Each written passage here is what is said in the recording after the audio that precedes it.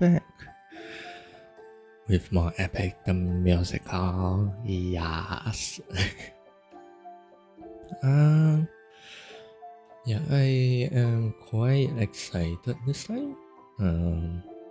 Because we are getting into quite the good parts of epic, and yeah, I really wanna get into it and just full on verbal blast.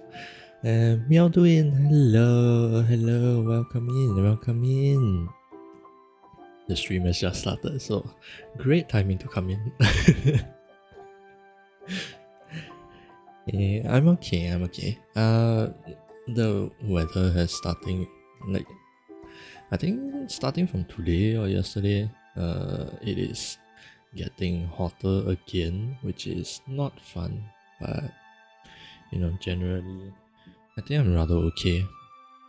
I've been getting kind of productive also, turning the streams into videos and such. Although I do need to work on the shorts as well. I haven't done those. But yeah, so far lately it's been going good. And then as for the reactions starting from today, because we're gonna continue on with Epic the Musical. While I was recording, I have noticed that I'm kind of messy and all over the place, and I think that's kind of because I have listened to just the music alone so much.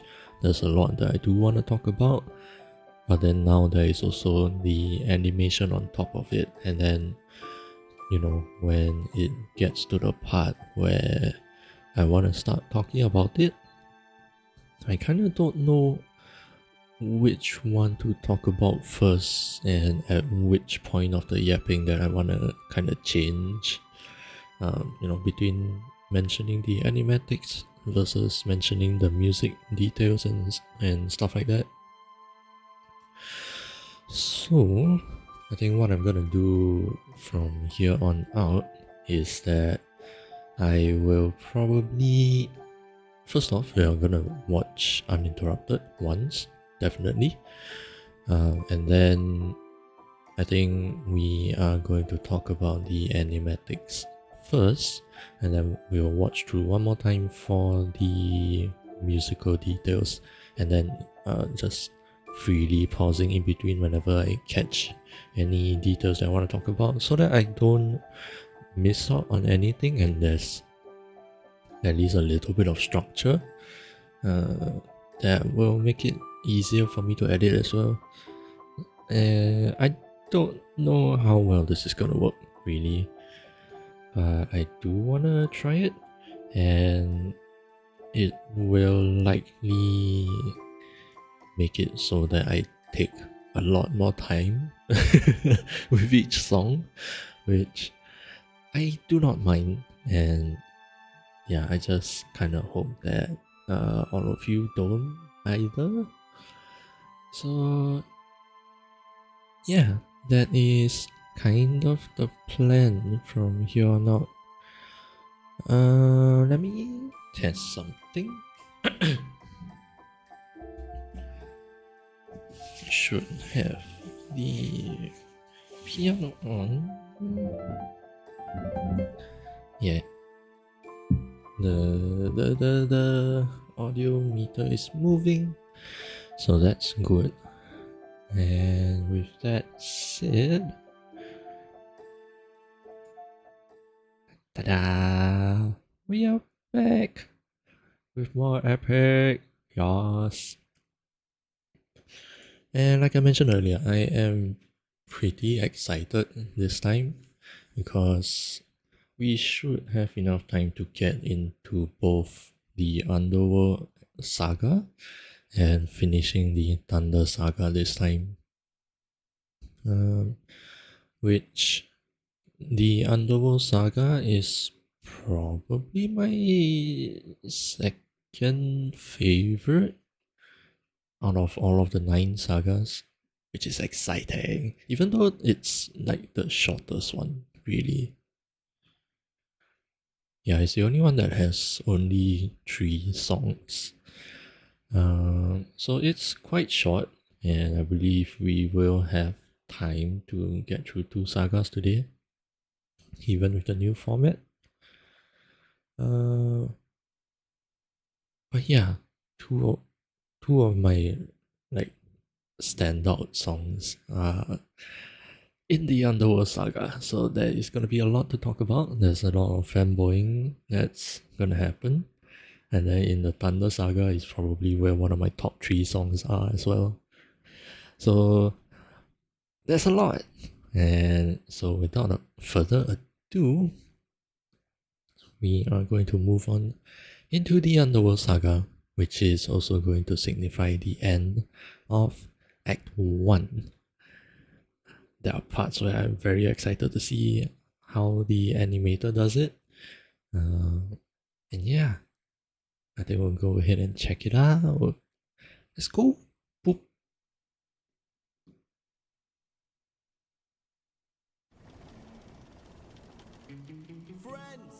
Oh, volume.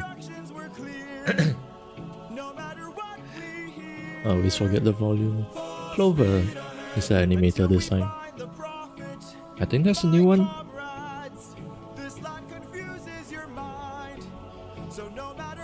We find full speed ahead until we find the prophet. Yeah, we're in the underworld.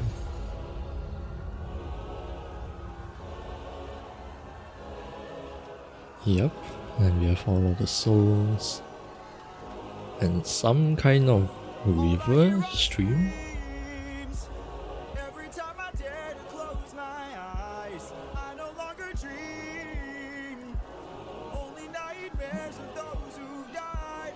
Oh, oh, that hurts.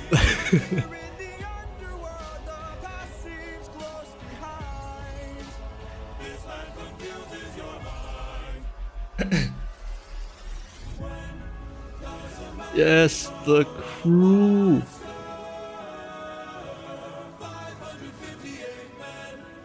Who died under your command?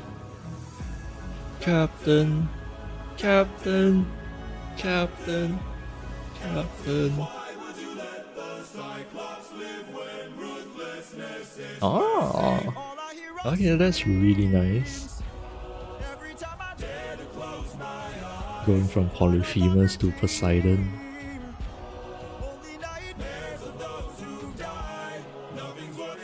Oh! Oh yeah, this is really haunting him.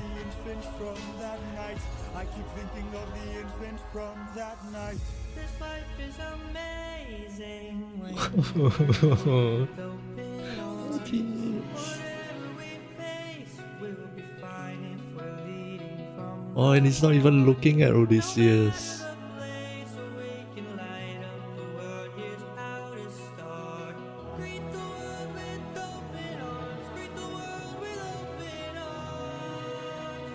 And he just fades away.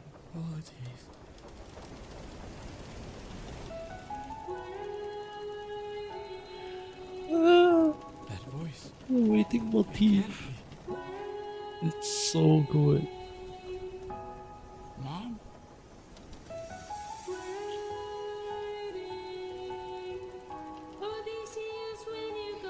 I'll be waiting. For the last thing I see. I'm right here, Mom. Can't you see? Oh. She doesn't even really get that close.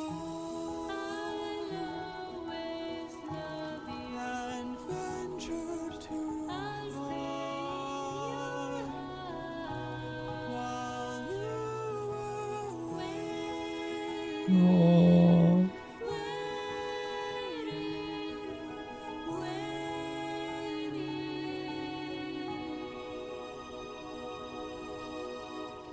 Oh, that has to hurt. Oh,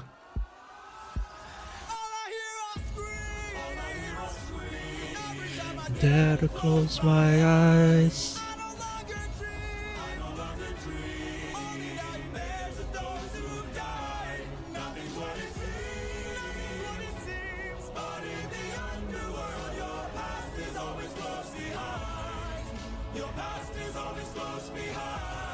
Oh, aha!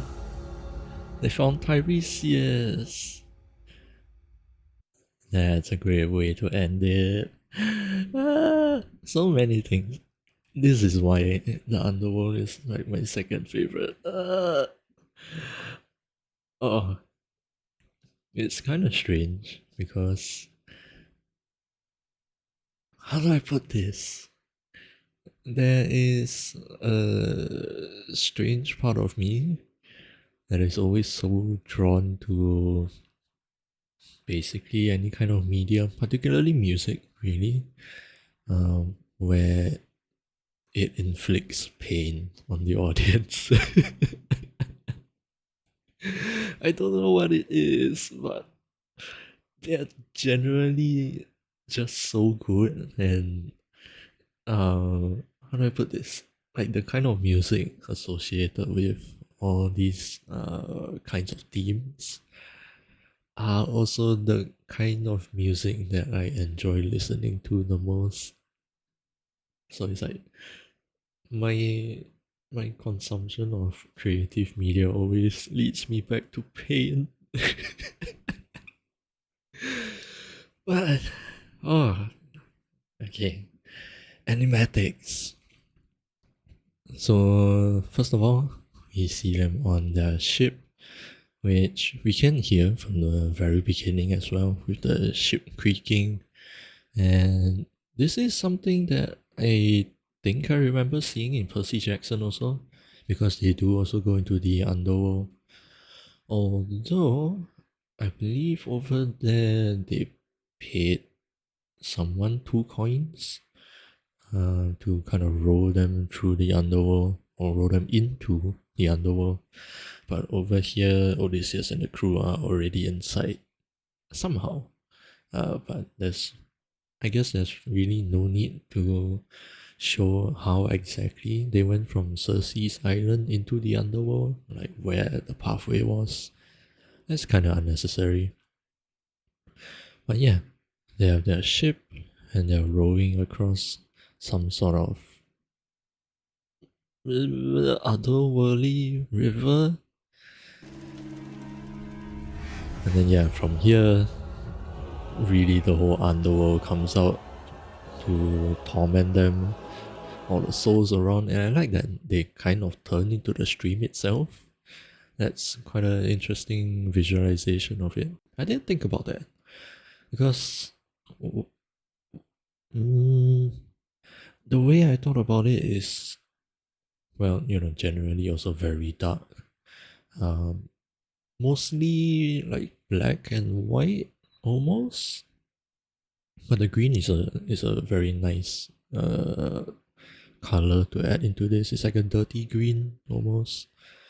And yeah, for me, I thought that there was some kind of almost invisible river that they are kind of rowing through with their ship, and then on the sides of that river is where all of the souls are floating around and screaming. But yeah, that's different from how I imagined. And then, of course, you get the nightmares of Odysseus. Over here, I didn't notice that one, but we have Polyphemus, kind of flattening however many of the crew members in his cave. And then you have Scylla over here, I believe, with the tentacles. Is this Scylla? No, because Scylla didn't destroy a ship. What is this?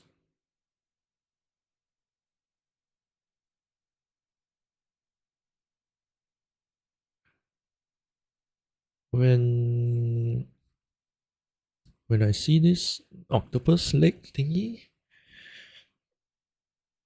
I guess I think of the Kraken, but I don't think that's part of the Odyssey. I don't think. And then we aren't even in Scylla yet. So who is this? You have Polyphemus, and then after that would be Poseidon and the Lastrygonians. I guess this could be Poseidon. I'm not sure. After Poseidon, we end up on Circe's island with their last ship already. So it has to be during the Poseidon encounter. I wonder why they drew this. There was no mention of any like sea creatures yet. Strange. But yeah, well, you know, this is just the nightmares that Odysseus have, which I imagine is amplified by the atmosphere and overall effect of the underworld. I don't know much about it, but I do imagine that with all of the souls screaming around you, it has to be very haunting. So yeah, and then Polites, our best boy, who also appears.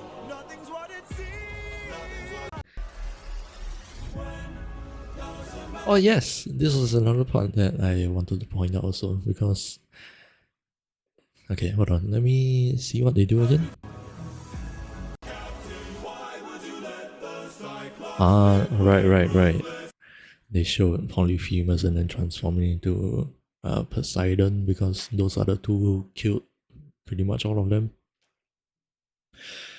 The reason I wanted to bring this up is because I think this is the line where I had the clearest imagination of what I would have liked for it to look like. So, I mean, it's already haunting enough that they're kind of gloopy creatures in the underworld, which is a fair interpretation of it. They aren't supposed to have physical forms, so that's fair. It's just that for me, I would when I listen to this, right, I imagine that they would have slightly more solidified figures. A little bit like how shit, what was that character's name?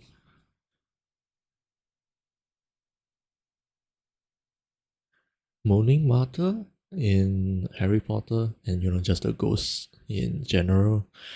I almost imagine them to be like that, but slightly more transparent and wispy and foggy. And yeah, the part where they say, what was it? 550 million died under your why would you let the Cyclops live when ruthlessness is mercy? What I imagine was sort of going from behind Odysseus, and then the camera zooms in into his point of view, and then you have the souls, right, kind of desperately grabbing onto his clothes and pulling at him almost. I know they aren't supposed to touch, but that's like the visualization that I have. Like they are just pulling him close to them, and then just their face straight up in the camera with. It might be a bit graphic, but they could have made them kind of bloody face and all of that, and just screaming at Odysseus, why would you let the Cyclops live when ruthlessness is mercy? That's kind of how I imagine it. It might be a bit graphic again, but Yeah, I would have really loved to see a similar interpretation to that, just to really dig into the how haunting this area is. If that makes any sense. But this interpretation here is also really really good. I enjoyed it a lot. Come on, Captain. I will talk about this when we get to the music part. Yeah, and then they just kind of fade away. They just kind of fade away around Odysseus because again, the dead and the living are not coming into contact. And then there's also this. When he closes his eyes and reopens it, he sees that his currently living crew suddenly turn into the same souls that they are swimming around in. That is amazing.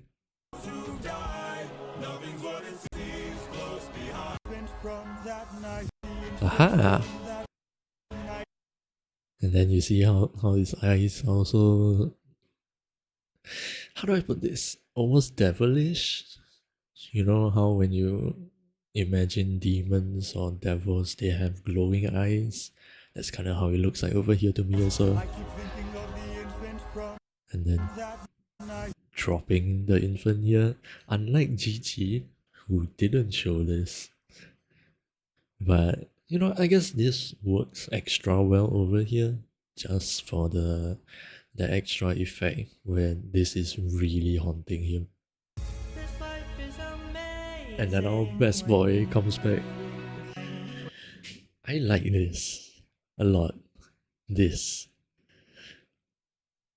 And I think it would have been really better if all the way towards the end, right, Polites does not look at Odysseus.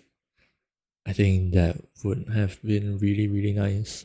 Because I heard somewhere that, well, I mean, I've seen a couple of comments here and there that along this journey, right, Odysseus is slowly forgetting Polites.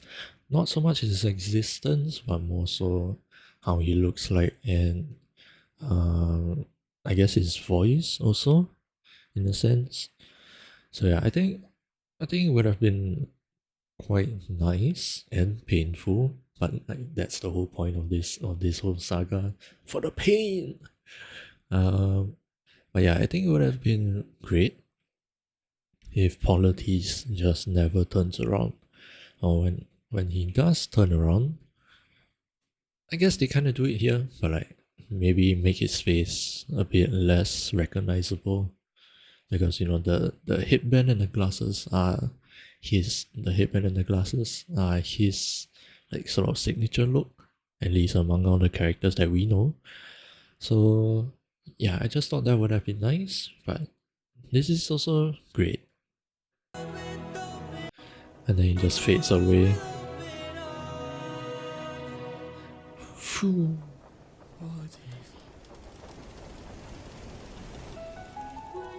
And then his mother. This is also a really interesting interpretation, where she is just floating inside of the river. And I also just noticed the way they drew her.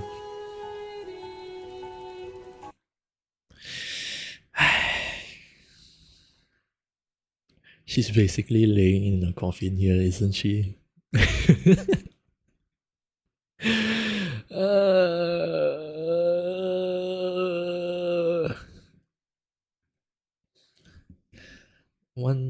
whoops. One extra point of pain over here is, right, it took me a while to notice.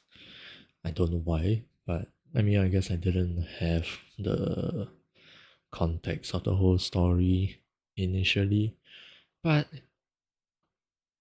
it took me a while to also realize that this particular moment is the first time that Odysseus finds out his mom is even dead at all. Because I believe she was supposed to be alive by the time when they opened the wind bag. So sometime in the Ocean Saga.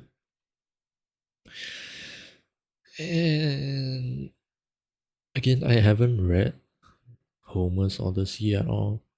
But yeah, I just have to go off of hearsay where when the wind bag was opened, Anticlea here, Odysseus's mom, she saw the storm that got released push the ships back, and because of that, she kind of died of heartbreak after witnessing that. Which again, everything just kind of adds up to all the pain. But yeah, it it hurt to realize that this is how Odysseus finds out that his mom is dead.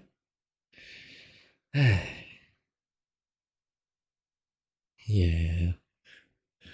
So you are cruel for drawing her like this.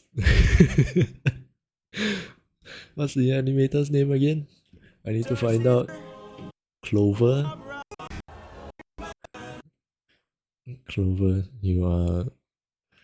uh, you are mean for drawing this.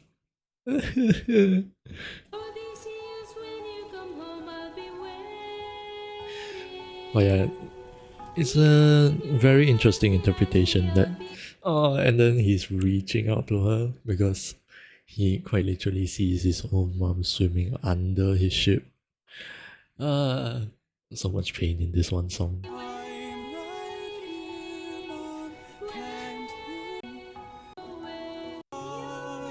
Yeah, and then over here she kind of floats in. I believe this would be Odysseus' imagination at this point because he quite literally just saw her floating away and like notice how the environment is gone from like this little scene here. So I imagine that this was just we are in his imagination here. Thinking about his mom holding his face while he's crying and all that. And her smile. And she fades away. Ah, bye, mom. And now we are back. You know.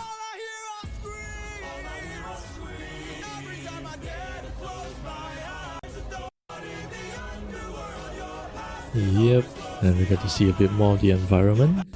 And then at the end, we see Tiresias. He has such a cool design here.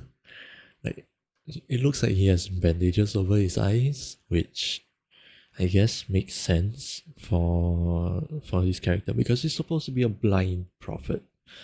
But yeah, this glowing eye beneath the bandage is really cool, and then he also has his staff. So yeah, wonderful job on the animatics. I love all the pain that it brought. So now, let's go back. And man, that's the most replayed part. Of course, it's polities. But yeah, now we are gonna go back and point out all of the musical details. I am gonna yap about this for a while. So buckle up, and here we go.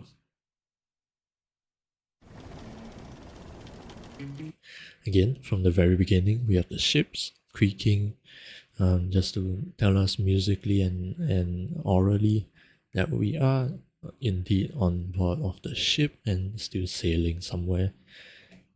Friends. And then also electric guitar playing Odysseus's motif. Where was it? Yeah. Do I have electric guitar in this sound bank? Give me a moment. Strings.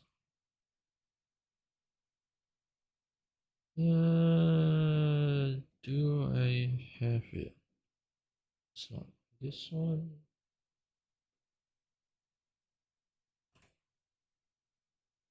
Various. There we go. There's bass, nylon, steel, crunch.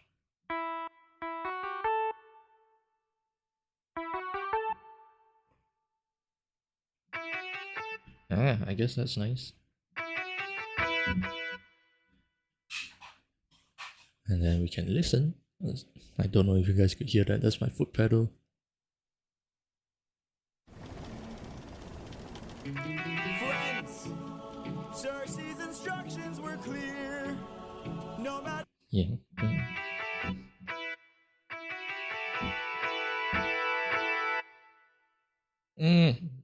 It sounds weird with the pedal, so I guess we're gonna go back to the piano instead. But yeah, from the very beginning with the electric guitar, we get his motif.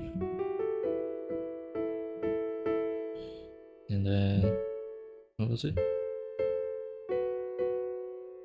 Something like that?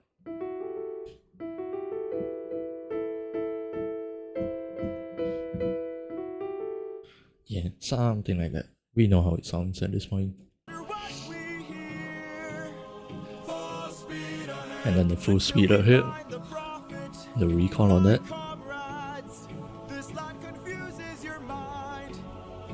Aha! And also in the back of the mix, you also have a choir, which is not sung by the crew because we are in the underworld. That choir is sung by the souls around them. Because of course, you hear female vocals and there are no females on the ship, as far as we know anyway.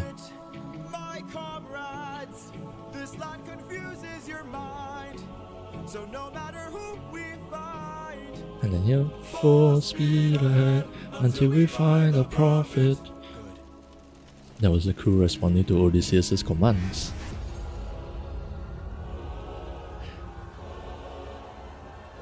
And then you can hear in the background among the choir, you can also hear the screams of all of the souls floating around in the mix.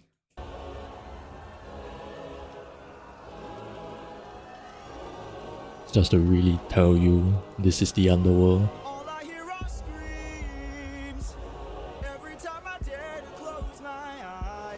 And that's a double. Every time all I hear are screams, quite literally, and also because he's being haunted by his past right now. Literally because there are souls screaming around him, as we saw in the animatic, and we also hear in the background as well.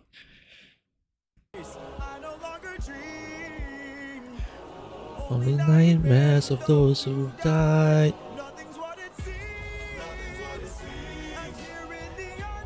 Yep, and then everything builds up with the drums also. You hear, would that be called a church bell?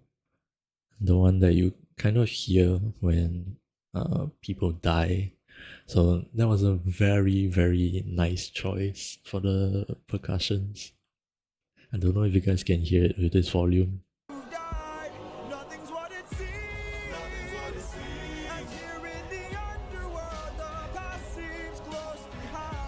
Yeah, in the back. Dun dun dun dun dun dun dun dun.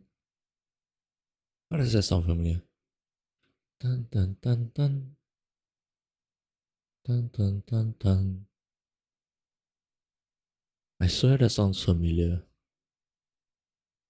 I am noticing new things in this listen through. Which is surprising considering how many times I've heard this song already.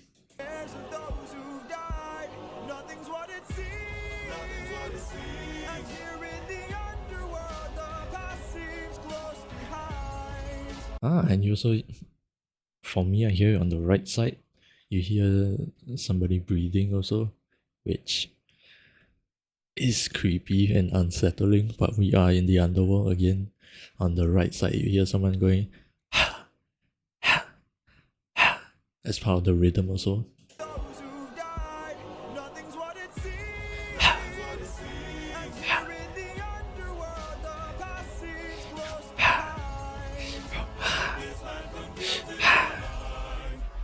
That's so cool.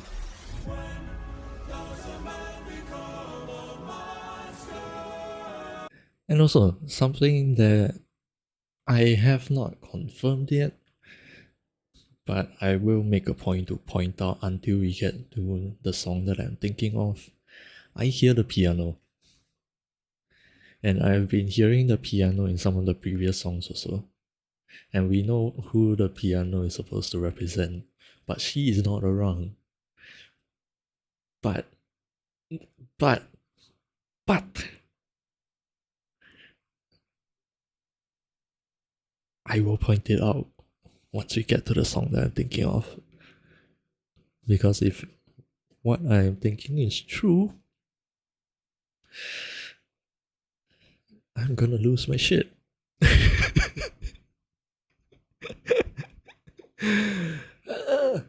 Okay, but that's not for another while.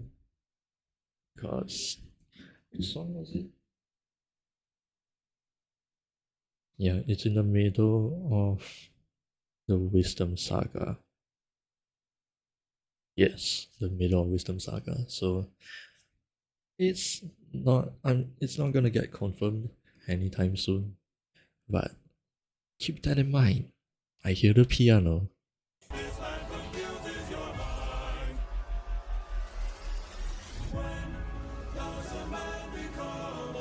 Monster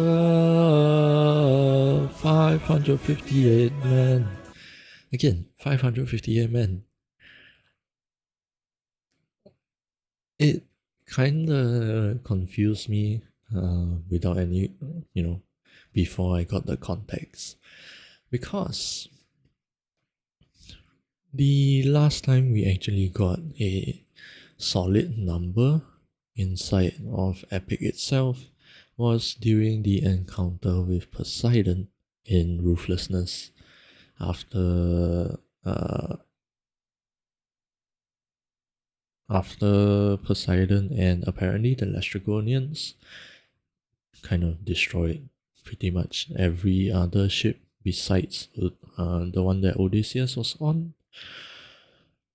He said 43 left under your command. So if you take 600 minus 43, that should have been 557, not 8. And the reason we have 558 over here is because, as I have pointed out back in the Circe saga, was it here? When they were walking outside.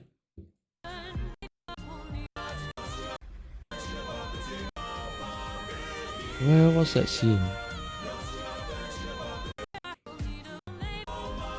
Over here. Yes, this idiot up here. So in the original story, one person actually died in Circe's saga, or particularly on her island, because he drank too much, somehow climbed onto the roof, and fell to his death. And the worst part is nobody knew, nobody noticed, despite having only 43 people on the ship. Somehow, nobody knew until they found him in the underworld. So, that's the reason for the 558 men.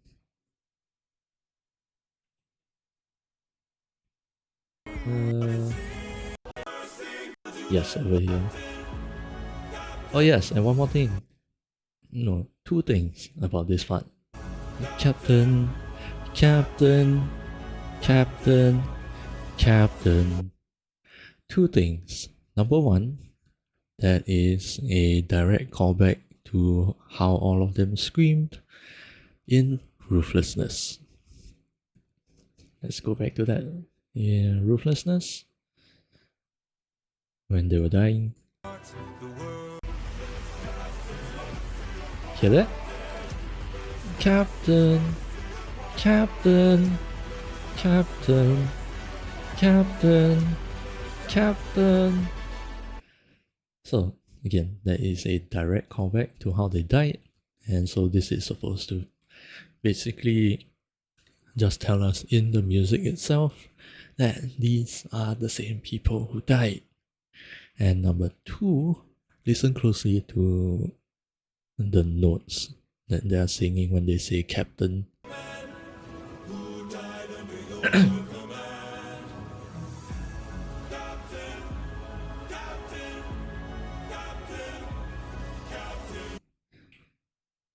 I wonder, do you guys notice that?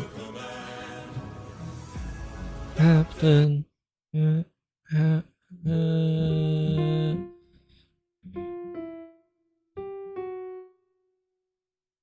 Yeah. Well, it's something.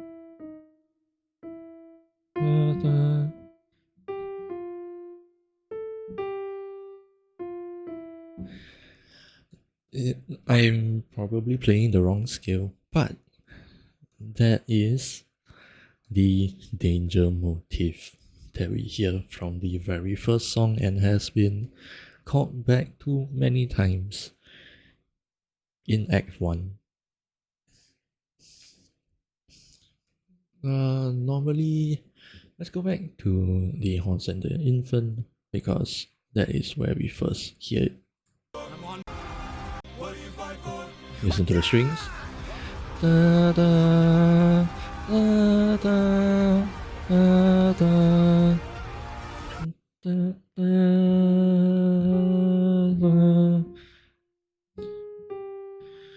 Yeah, I think that's the right one. Da, da, da, da, da, da, da, da, da. Hmm? Yeah, I don't know which key we are in, but you know, that's the point. Da, da, da, da, da, da, da, da. The dead crew here is singing the danger motif, which I interpret it as, because we hear them over here screaming at Odysseus and basically, effectively blaming him for his death because he let Polyphemus live. And so, yeah, Odysseus kind of interprets this as a danger to him. I guess in the midst of all of the distraught that he is in, right? And then also the callback to Polyphemus, and ruthlessness is mercy calling back to Poseidon. All I hear are screams. Oh, Every time I oh, oh. I no longer dream. I believe that is also a danger motif by the choir. Maybe I might be getting that wrong.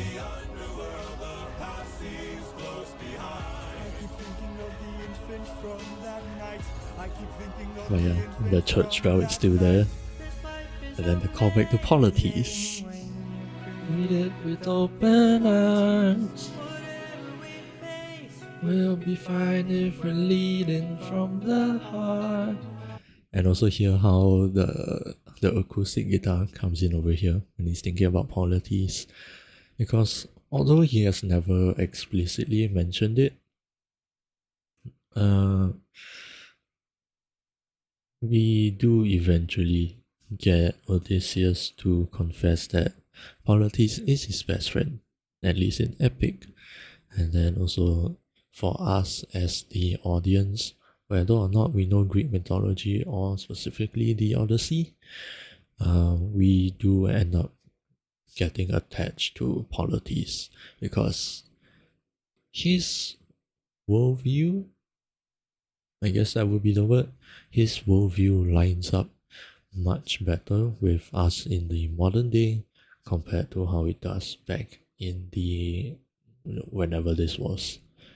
So yeah, and we hear the acoustic guitar which plays when Odysseus is feeling very vulnerable. And that makes sense because this is suddenly the dead best friend coming back to speak to him, basically repeating the last words he had with Odysseus.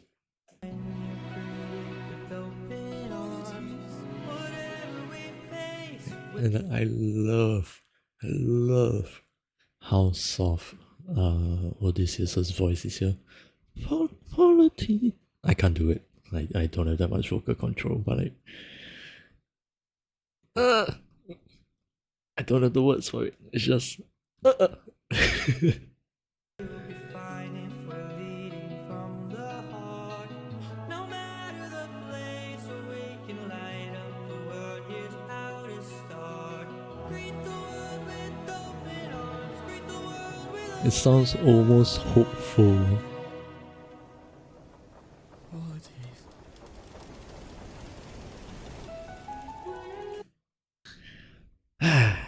And we get Anticlea.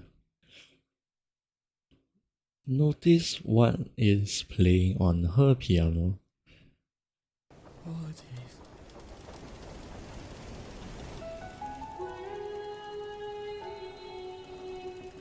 That voice. It can't be. Mom?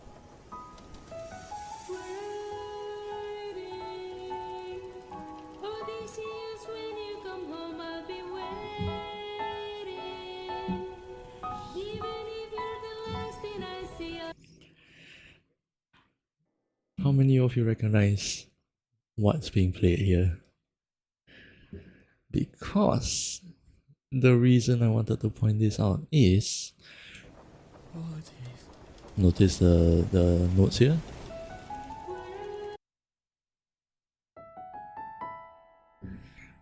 And what is Odysseus' motif? It is the same motif, but in Odysseus' case, his is obviously played with the guitar, but also in minor, which I believe would be E minor.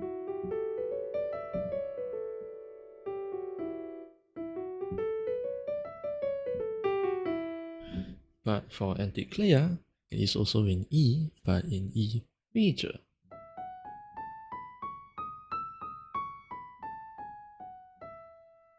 So again, if you play in the same octave, Odysseus' E minor. Whoops. What did I play?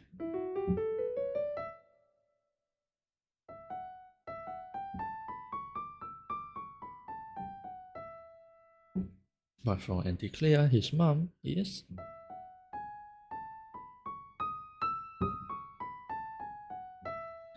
and playing his motif.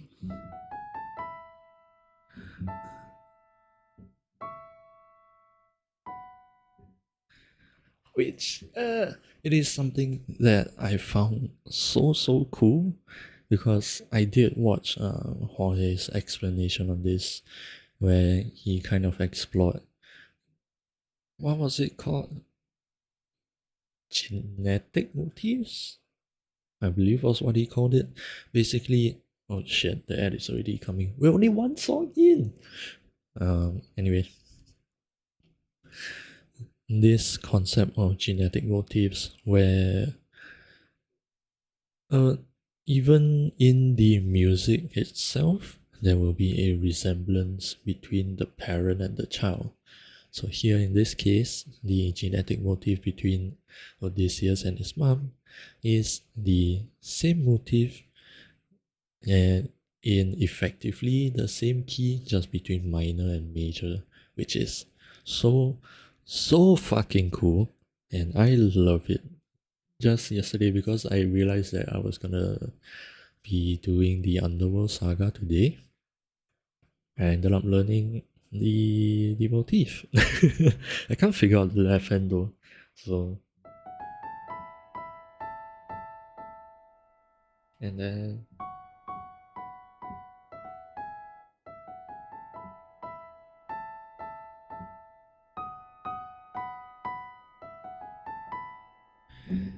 it is so pretty. I'm gonna learn this one, I swear. That voice. It can't be. Well, yeah, again, like I mentioned earlier when talking about the animation, this is the first time, and also how Odysseus finds out that his mom has passed. Because you have to realize that back in the day, they do not have the wireless kind of communication that we do today. When someone leaves their island or even their city or whatever, they are gone. Who knows where? They could have gone off course, they could have died, they could just still be doing whatever they are doing, nobody knows. So, yeah, Odysseus never found out that his mom has died until he sees her in the underworld. Mom? And then also the waiting motif. When you come home, I'll be Waiting, even if you're the last thing thing I I see, see, I'll I'll be be waiting.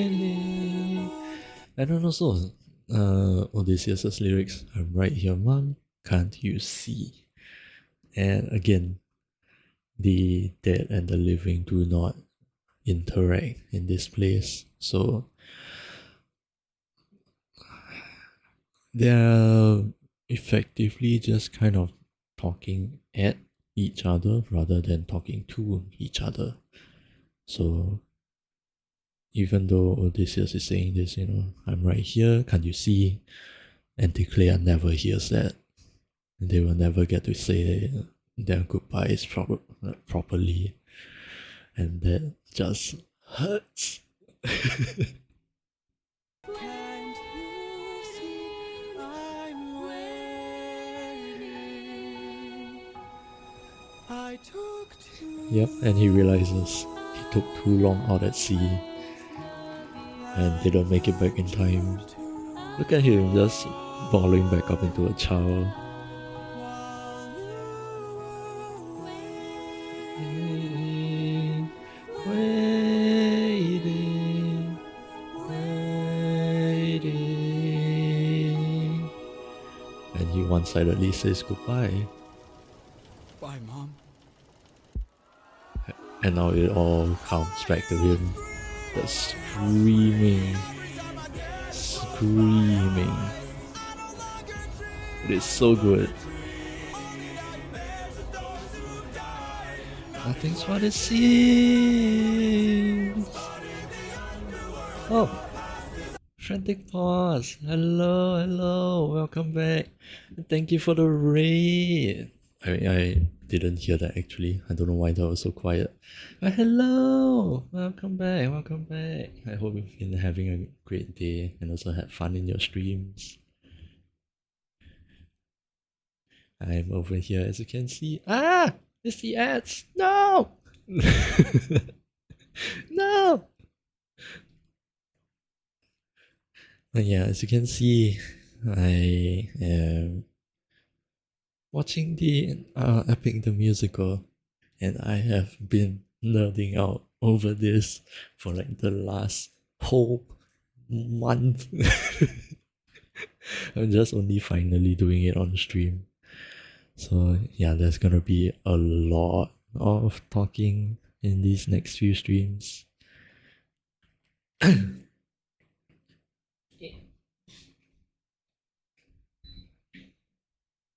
But yeah, how has everything been going? I hope you had a nice stream.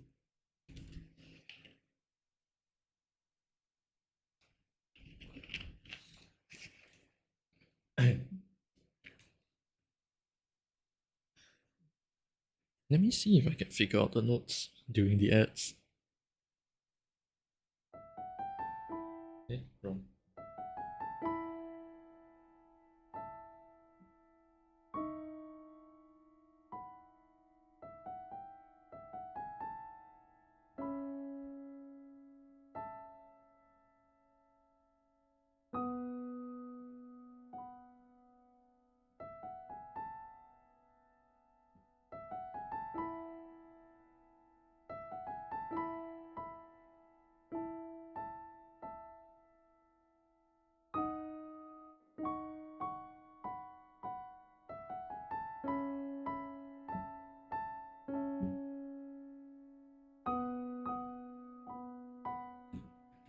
Oh, you're back. Let's go.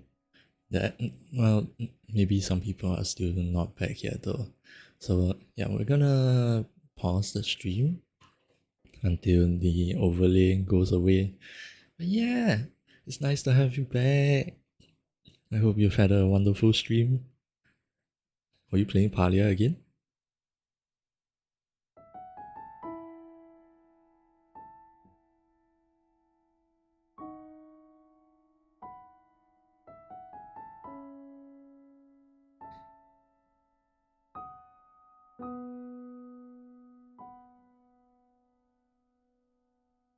Gloomy Eyes.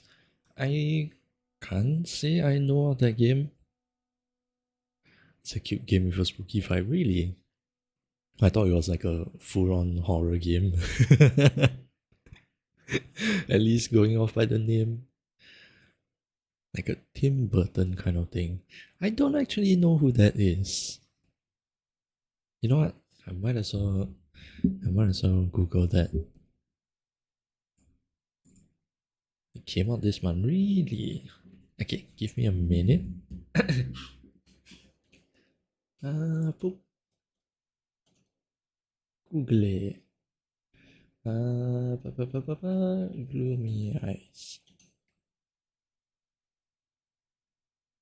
Ah, the art looks kind of cool. I can see what you mean by a spooky vibe. It's like somewhere between cute and spooky. Puzzle game? Puzzle games are amazing. I like that. Indie casual adventure. I will have to check this out later on. But yeah, I'm glad to hear that you're enjoying it.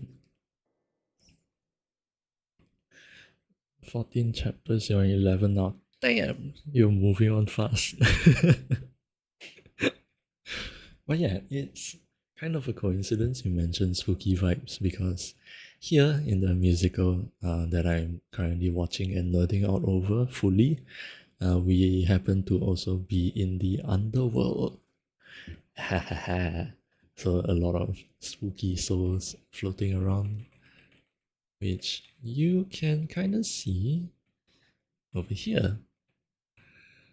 Ta-da! All the spooky souls. And it is less cute than what I imagine the game to be. That's the second day playing it. Really? So it's either a very short game or you are like kind of speed running through it. You watched a bit before, but not the full thing. Well then, I'm sorry about the spoilers, but yeah, we are basically kind of halfway through the whole musical now. And considering that the first ad break is already done, I have been talking about this song for the last hour. I thought I was gonna get through 2 sagas, but anyway. I feel lucky some chapters I got stuck for a bit. So is it really like a puzzle game then? I think I saw that was like one of the tags. Because if it's a puzzle game, I might actually enjoy it. So yeah, I will have to check it out. And yeah, if you heard me playing the piano just now, I'm basically just playing this song also. Which you can kinda hear over here, I believe. That voice. It can't be. Mom? You have to get lunch in a bit, but you try to no problem, no problem. I'm just gonna be talking to myself over here for the most part anyway. So yeah, feel free to hop back in anytime you like and enjoy your lunch. I have a lot of talking to do. So no worries. I'm gonna be here for a while. Oops. I'm sorry if you guys keep hearing like knocking on the microphone. That's not intentional. But yeah, where was I before the ad break? Where did I see her be Oh yes. Waiting. I took too long. Yep. Again, Odysseus realizes that he has been away for far too long. Because one of the not one of the biggest driving force for Odysseus in this entire journey home is, well, the journey home, like to get back home to everybody that he cares about. And so, yeah, finding out that he has lost his mom like this has to be very, very heartbreaking and quite demotivating as well. But I guess his primary goal is Penelope and Telemachus, so he's still able to move on. And I guess in a sense he can, what's the word? Like take consolation that he does not see Penelope here also. So that's a good sign for him. I don't know if he actually realizes that though, with so much haunting him.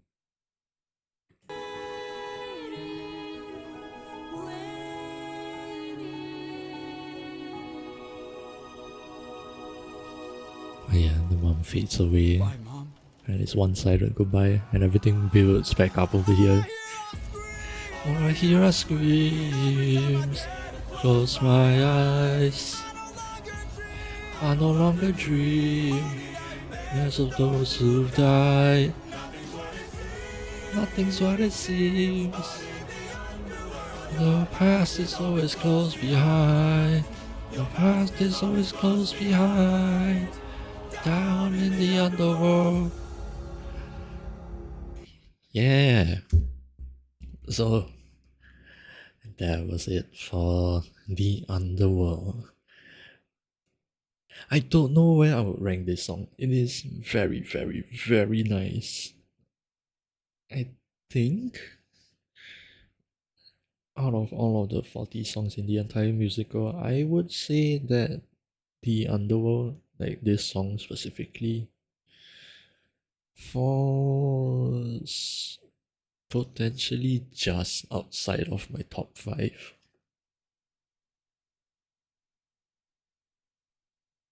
I think so. I think that may be an interesting idea we can get to when we finish the Ithaca saga, which will probably be its own stream. But yeah, I think that will be kind of interesting, just more or less ranking which song I enjoyed the most, like having my top 5 and honorable mentions. I think that would be nice. Yeah, I might actually do that. But with that said, we are going into the next song that is easily, at the very least, in my top 5. Perhaps even top 3. I don't know yet. But yeah, let's go ahead and watch The Prophet. I'm very interested to see how they draw this. And I think this is quite unnecessary, but heavy spoiler alerts. Not because we are watching the animatics, for those people who haven't watched it yet, but with the song of the prophet Tiresias, there will be spoilers about Act 2. So yeah, I will be mentioning all of them once we get to the music discussion. So let's go on ahead and meet Tiresias.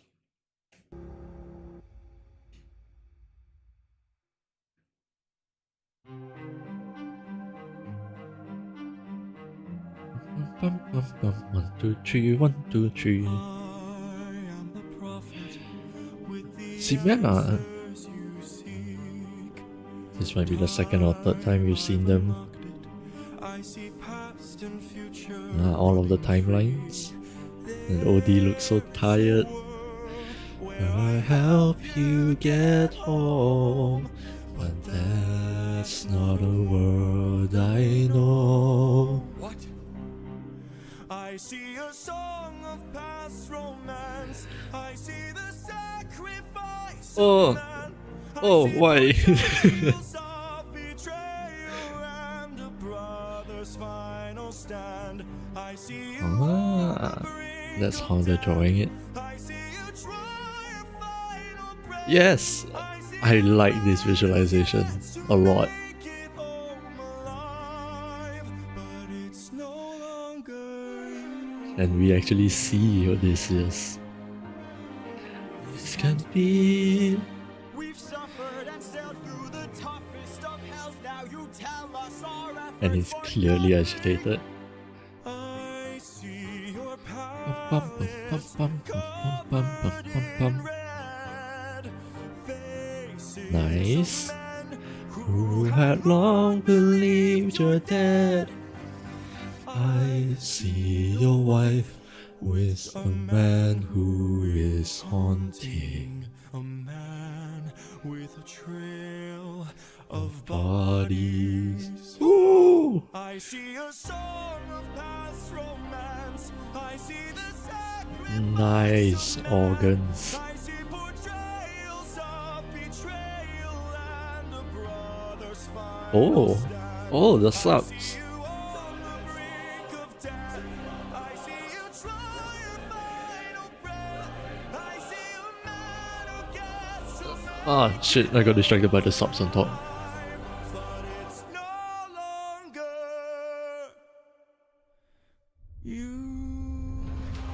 Why does Tiresias look so cool? I love the colors.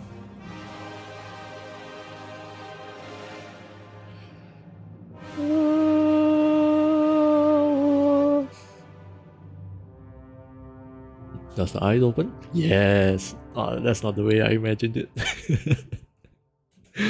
Considering the next song, I thought over here,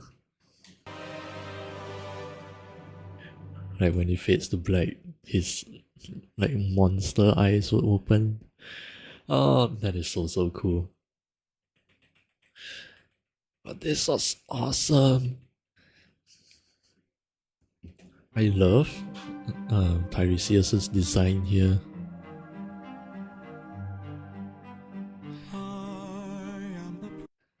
The previous animator drew him with long hair, but over here it's slightly shorter. Well, a lot shorter, but for guys it's still kind of long. But the blindfolds are still over his eyes.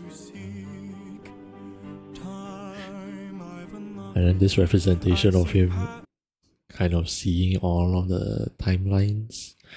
There was, I think I heard about Tiresias' backstory. Shit, I don't remember the details.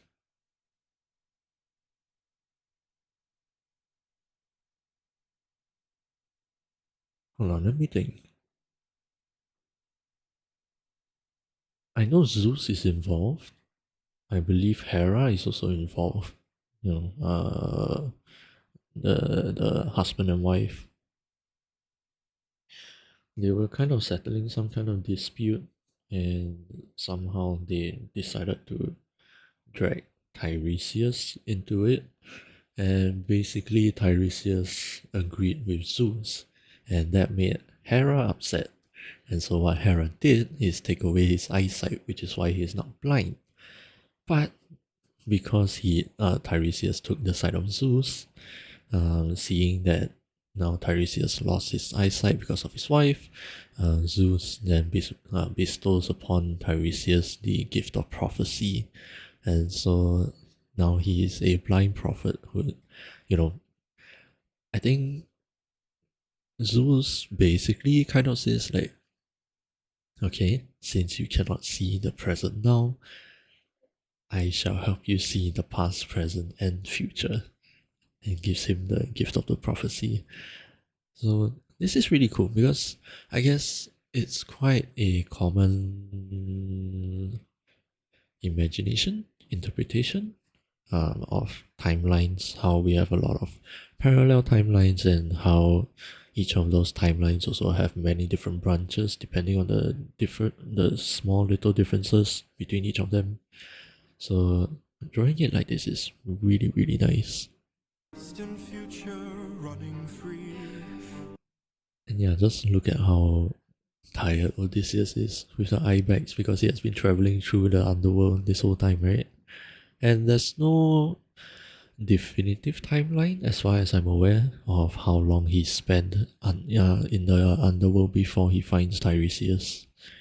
So it could be days, it could be hours, could be days, and with all of those screaming souls and reminder of the past and all of his actions thus far in the Odyssey, it takes a toll. So I'm glad that they are drawing him being tired over here. There is a world where I help you get. Also, There is a world. did Tiresias turn his head like 180 degrees? Future running free. So he's facing here, There is a world and his body doesn't turn at all. Now then it turns. get home. I'm just kind of pointing that out. I know that's not what the animator wanted to depict there. But that's not a world I know. What? I see a soul And here, Song of Past Romance. from But at least, well, I guess in the animation, Odysseus also sees it. This is clearly him with the stubble. Although, I guess if you're talking about a past romance, he probably wouldn't have this stubble. But it is a different animator, so I guess their imaginations would be different. romance. I see the The sacrifice of men with the headband over here, that's clearly polities. But I don't think that's what this line is talking about. But I will get into that later on. sacrifice. Everybody has a different interpretation. So I think differently, but this is what what's this, Ximena? This is what they think, and I respect that. Man, I see Trails of betrayal land. And this is a future song, which again I will mention. see you on the brink. The brink of death. I quite clearly point this out also. Should I talk about this now? I guess might as well. This is a future song where Odysseus does come close to death, at least as far as I am picturing it. And in that song, a lot of different voices come in. We will get there eventually.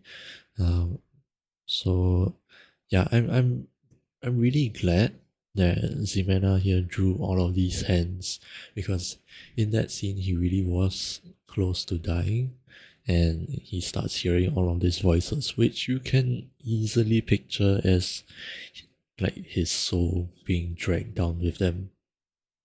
So I very, very much appreciate this visual of it. Brink of death. I see you try your final breath. I see a man who gets to Make it home alive. And we see Odysseus. live. It's no longer you. And kind of interesting, he has a cloak here, but Tiresias also has a cloak. Just going by this image alone.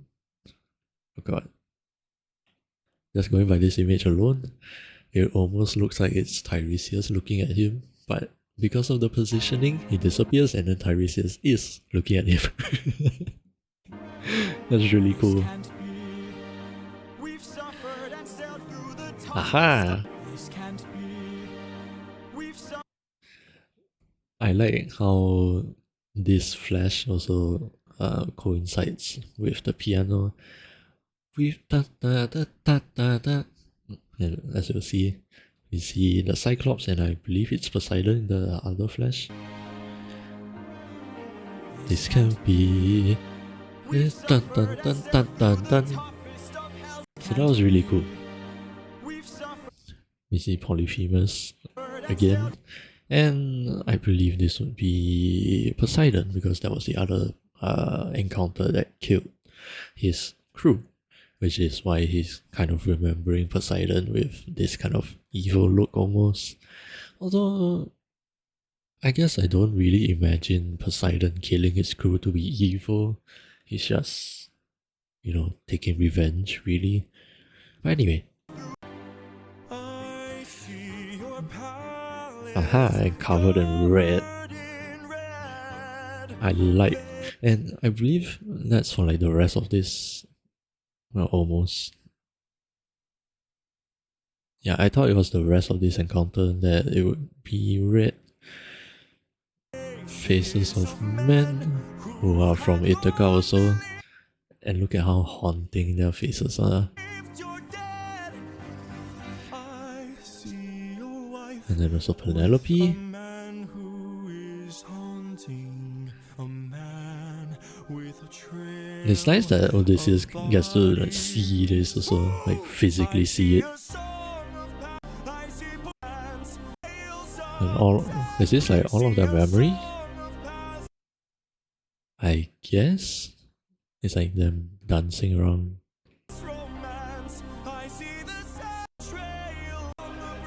And the subtitles here also. I don't really understand why portrayals is highlighted here in brown.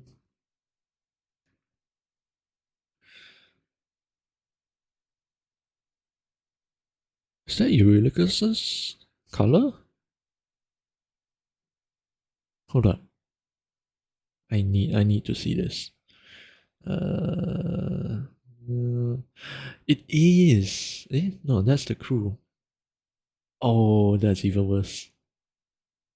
Wait, hold on. Where is... Oops. I didn't mean to click.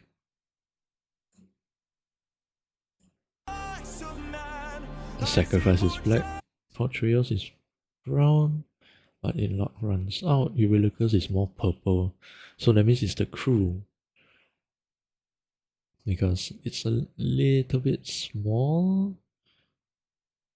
Maybe we can find a better thumbnail for it. Yeah, the crew. The crew is also brown. Ah, I see what the subtitles are doing. Politics is yellow. So we have that. I will talk about it in the music part. And then brother is in purple. Oh, okay. Okay, I like that. Ondo, it's also in purple. That's not Poseidon's color, is it? Yeah, Poseidon is a deep blue. Curious. And then yeah, this part up here. Is this in Greek? It's clearly not English because initially I thought it might have been like a reverse, like it might have been written in English but then flipped around and mirrored.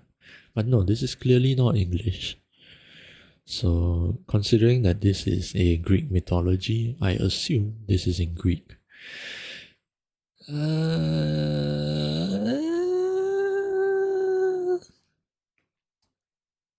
I kind of see what they're doing because, Greek and Greek.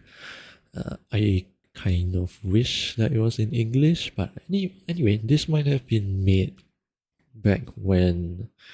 I mean, this is all hearsay because I am very new to this musical. A little while after it was completed already, so I wasn't there in the as like part of the fandom back then, but apparently a lot of people had a lot of trouble trying to decipher what the choir was saying. So I guess this might have been because of that.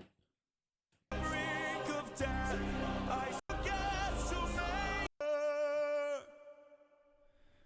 make you. And this, oh look, this might be my favorite frame so far.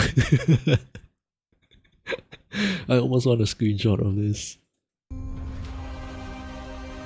Oh, and the flash of all the souls below. Yeah, all the souls below trying to grab him, and then he falls. Aha! And it turns red here also. Was there something? Did I see an eyeball? Oh no, that's water. But yeah, that was really, really nice. So, music-wise, I have rambled on a lot about the animatics. The music is going to take even longer because, like I mentioned at the very beginning of this part, the entire song spoils pretty much all of the events in Act 2. Remember, the Underworld Saga is the end of Act 1, which means there's going to be a huge shift in it's like kind of the cliffhanger almost to get you hooked onto it even more before we continue on the story and show you like the climax and all. So yes, I am going to talk about the every spoiler, at least all of it that I know.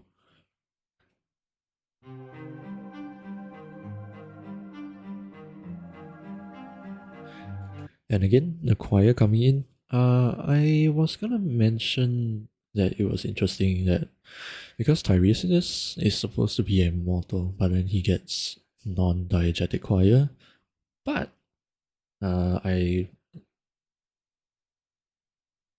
gonna say that it's because of the souls around. So it is diegetic choir. Just it's from the souls, not from the crew or any other mortal. And then we get like a waltz kind of rhythm. I am the Prophet with the answers you seek. And there's something that I quickly want to point out over here. A part of me does wonder how is it that Tiresias is able to speak directly to Odysseus, because it may not have been so obvious, but in the previous song, The Underworld, it was kind of loosely established that the dead and the living do not interact. But over here, Tiresias is clearly speaking to Odysseus, not even just because, like, thanks to the visuals of the animatic, the whole song is Tiresias speaking with Odysseus, really. But I wonder if that is because of his gift of prophecy.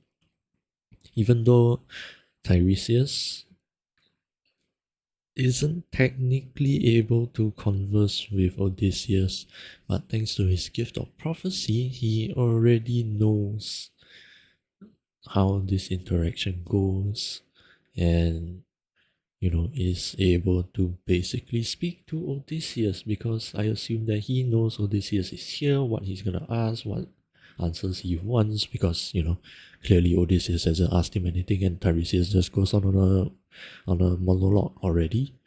So yeah, I wonder if that's the case. Anyway, time, I've unlocked it. I see past and future. yeah, I see past and future, so I assume that he already sees all of this.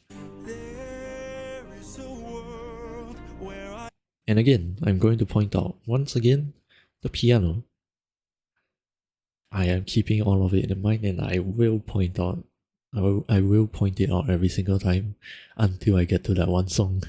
I help you get home, but Da, da, that's da, da, not the da. world I know. What? I see See a a song song. of power. And I think this will be like the one song where we do lyric breakdowns. So number one, I see a song of past romance. Again, I will emphasize on this. Spoilers, because I am talking about pretty much all of Act 2. So, a song of past romance. The most glaring thing over here, past romance, since we are talking about Odysseus, definitely is talking about Odysseus and Penelope. But why song? Because immediately after we get out of the underworld, we are going to encounter sirens, whose main thing is their singing and luring the seamen into the waters with their songs. Romance. I see the I see the sacrifice of men. I pointed this out earlier. How the animator decided to put polities here. For me, I see this as Scylla, because that is really the only time when sacrifice is very evident. I think that in the case of Polites, that was just an unexpected death. Uh, Odysseus wasn't actually planning on sacrificing anyone back in his cave, back in Polyphemus's cave. So personally, I don't agree with this, but to each their own. So yeah, sacrifice of men, Scylla. sacrifice of man. I see portrayals of betrayal and the brothers' final stand. Mutiny, which is also a future song that we will get into soon. And now I am not sure if we are gonna get into it at all in this stream. Because it's already been 1.5 hours, I'm still halfway through the second song only. Oh boy. The future streams are not looking so hot right now. But yes, portrayals of betrayal and a brother's final stand. Technically, the betrayal is kind of a double, because for one, it could also be talking about Odysseus effectively betraying his men by not telling them about Scylla and what's going to happen there, and like his plan of sacrificing people, because this crew is entrusting their lives to him, and trusting that he's gonna get them all home safely, but he effectively breaks that trust by willingly sacrificing them. So that's a betrayal, and then the other betrayal is the clearer one of the mutiny between the men and Odysseus. And then here, a brother's final stand, it would be Eurylochus. And this almost has like a triple meaning.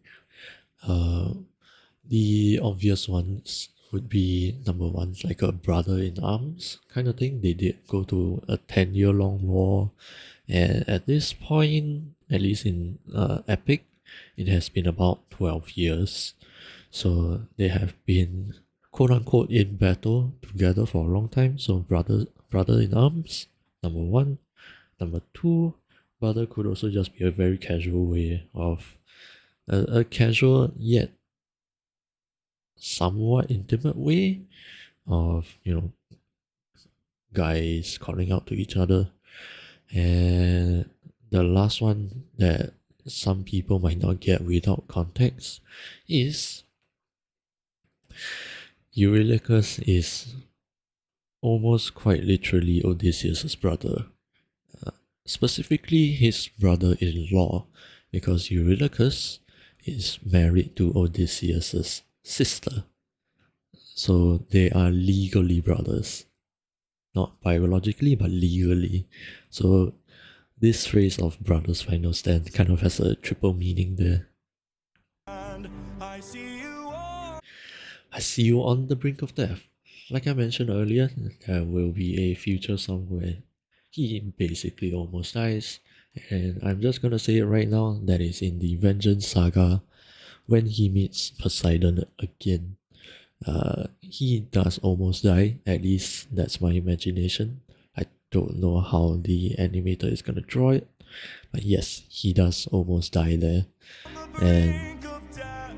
I see. I see you draw your final breath. I think this is a little bit more metaphorical because, Odysseus can't die, not in this story. Otherwise, there wouldn't be a story. But for me, I see this as in that same scene where he almost dies. Tiresias over here says that he sees Odysseus draw his final breath, and I take that to mean that that is kind of his breaking point almost. Because in the next few lines, right? Final breath. In the next line, See a man who gets to make it home alive. that we see in the animatic also, It's no I see a man who gets to make it home alive, but it is no longer you. Clearly saying that Odysseus is going to be a different man. So for me, I take that line of drawing your final breath to be that kind of breaking point for Odysseus, where the Odysseus we know right now dies and turns into the monster that we will know him as. That's my interpretation of it. longer. And the strings This can't be. and the brass coming in also. Just nice. We also pause on Poseidon here. The brass coming back in, which back in the Ocean Saga, I believe I've made a little bit of a note of saying that at least in my mind, the brass is associated with the ocean in general. And so it's kind of hinting at Poseidon being part of all of this, like at least this part of the this half of the song and this half of the prophecy. This can't be. We've suffered and sailed through the toughest of hells. Now you tell us our efforts for nothing. And yeah, This can't hear how the instruments kind of spiral downwards. Da, da, da, da, da, da, da, da, da, da, da. Yeah, I just noticed that, and I really like it. It's kind of just making us hear how Odysseus is basically losing it. Being super stressed out, being here and all of that. His whole mental is spiraling downwards. We've suffered and sailed through the toughest of hells. Now you tell us our efforts for nothing. I see your palace palace covered in red, faces of men who had long believed you're dead. I am so excited for this one because this is also one of my top 5 songs easily. This is talking about the slaughter of the suitors when Odysseus does go back to Ithaca, because of course he does in the story. That has to happen. He will end up killing all of the suitors, and we will find out why. I will not go into like super details right now because this is supposed to be like a vague prophecy, and so yeah, I'm just pointing out this part is talking about the slaughter of the suitors.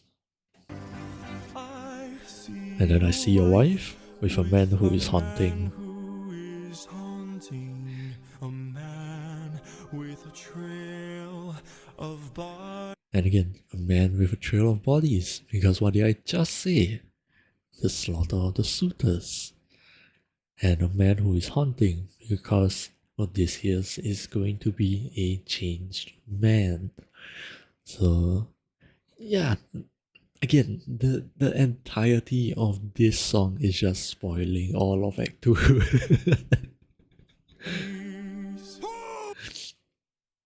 And I have been looking up like some reactions to Epic the Musical also, because again I'm super fixated on all of this. But I have specifically looked for those who are just listening, which there aren't many really.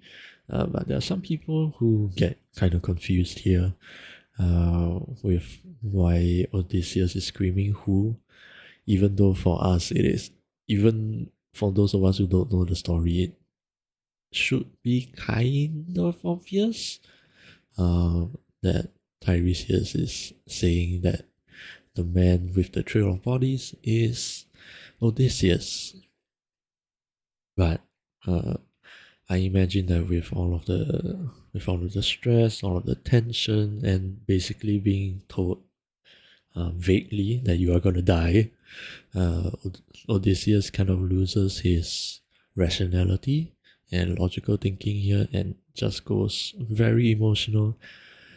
The thought of Penelope being with another man clearly angers him, and he just doesn't realize that the man is him. So yeah, I just wanted to point that out for some reason, but yeah. I see a song of past romance. And then the organs come in. Sacrifice of man. I see portrayals of And again, we get the chorus. I see a song of past romance. romance. I see the sacrifice of man. Sacrifice of man. I see portrayals of I like that the subtitles are kind of hinting for us as well, if we have paid attention to the colors. But yeah, betrayal and abroad. as I've said, we have mentioned the siren, we have mentioned Scylla, and we have mentioned the slaughter of the mutiny, and also the slaughter of the suitors. And now here, I mean, the lyrics before this were a little bit more vague, but here, with the choir in the back, they are a bit less subtle. Others' final stand. I see a siren song, Scylla throat, mutiny, lightning bolt, purple cider, kill all the suitors for love. Yeah, the choir in the back has spoiled all of Act 2. Siren song, like we have mentioned, they are going to encounter the sirens. Scylla throat, talking about the encounter with Scylla and how she is going to eat a couple of people.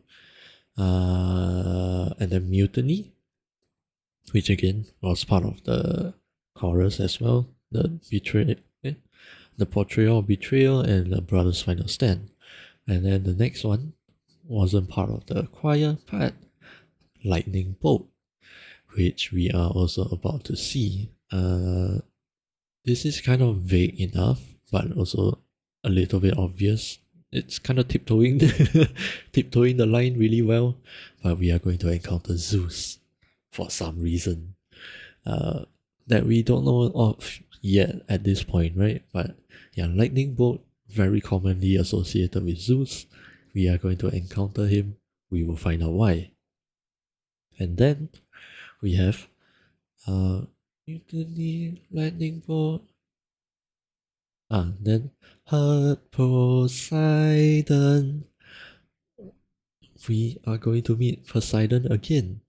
And then after that, we have kill all the suitors for love, which we mentioned earlier, the slaughter of the suitors. And I believe this is all in chronological order also.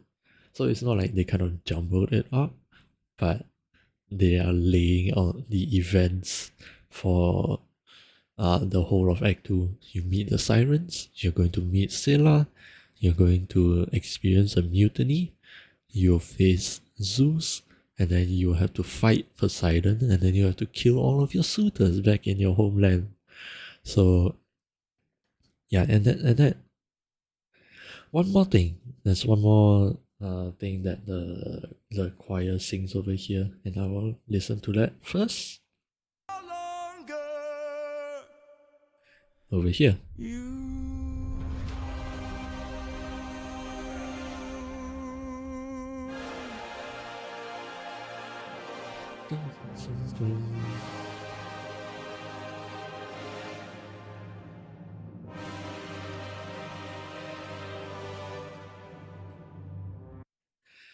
Now, well, might as well let the instruments finish.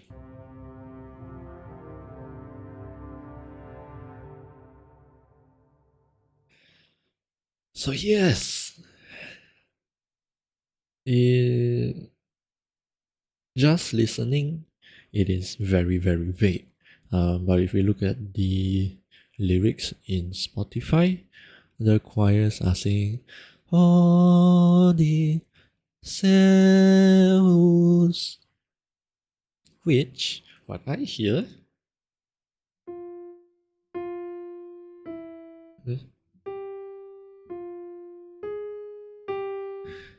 and if you remember from the previous song,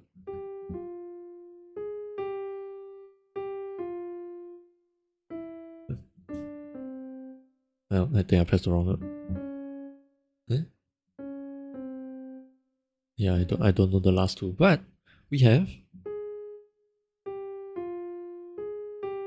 the danger motif, number one, which is what the choirs are singing, and then according to Jorge himself, that is supposed to be a direct prophecy to what we will hear during the slaughter of the suitors.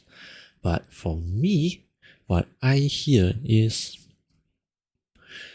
so we have mentioned how the lyrics are saying Odysseus, basically the Greek pronunciation of Odysseus' name. But listen to how kind of slurred it is.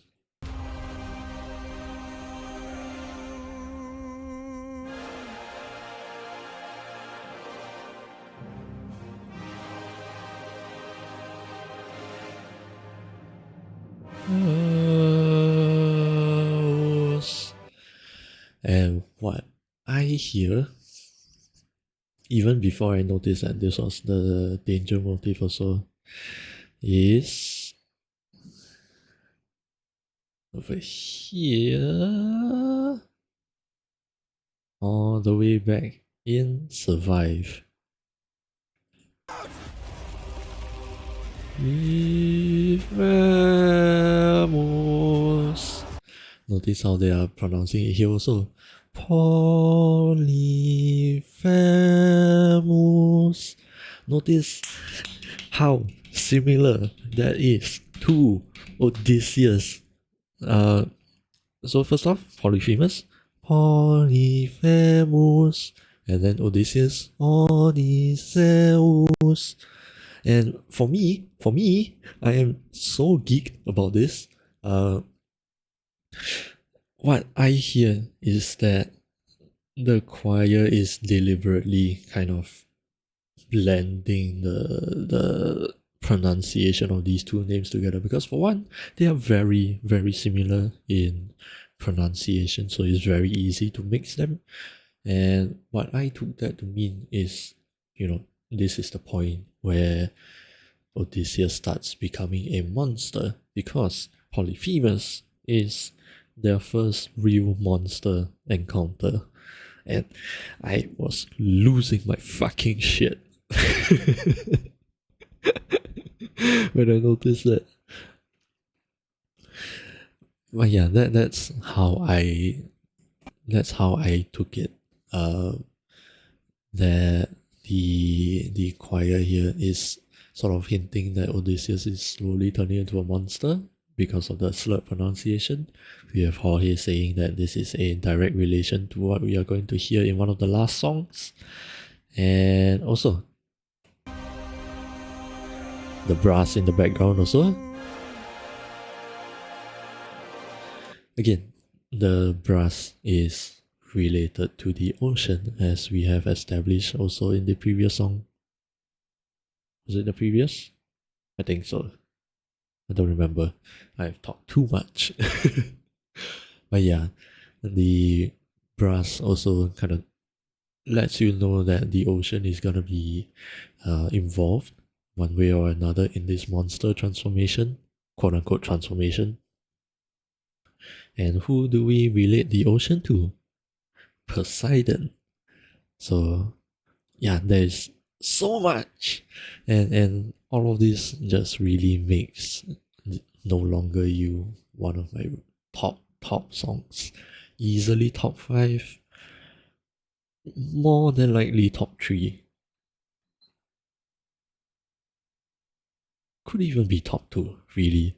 uh Again, I'll do the ranking at the very end of this watch along, but yeah, all of this combined, right, just makes this song so much better.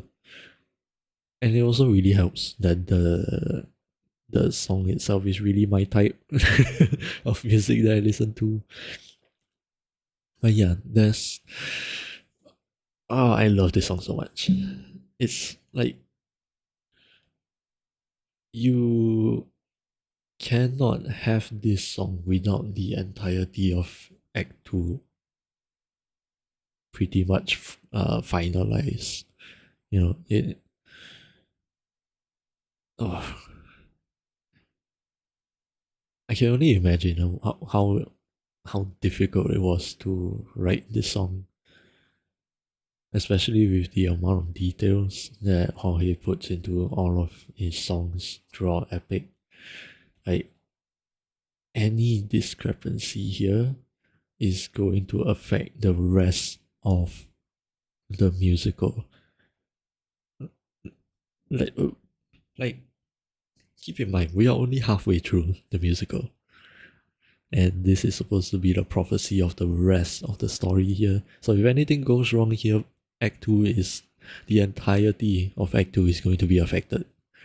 So yeah, again, I love this song so much.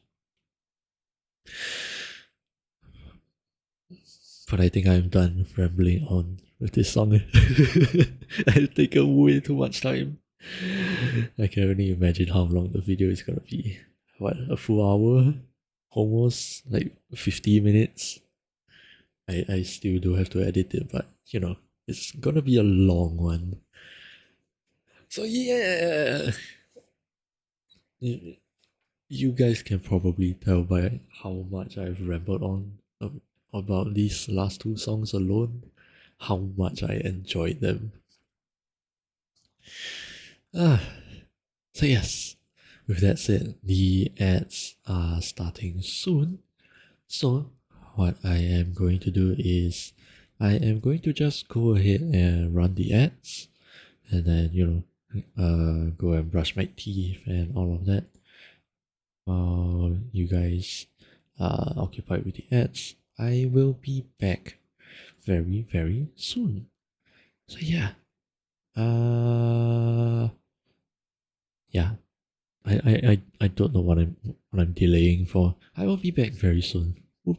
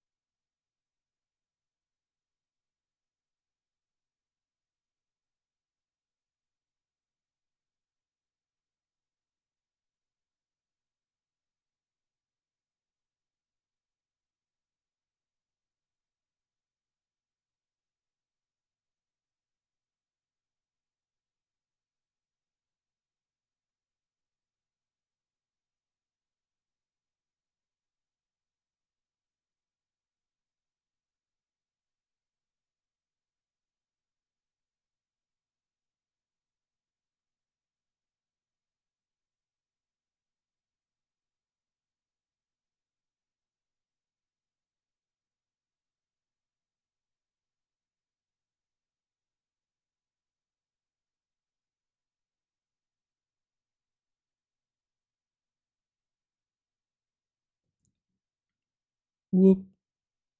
And we are back. It looks like the ads are also over. So that's very good. Ba, ba, ba, ba, ba. Let me see. Yeah, I'm just kind of clearing a couple of things. But I think it is.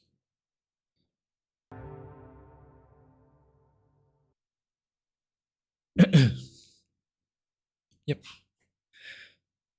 Okay, with that said, we have already spent basically the entire stream on the Underworld Saga. We might as well make this one the last song for the stream, right? Because 1 hour is not enough to go through the Thunder Saga. And so, yeah.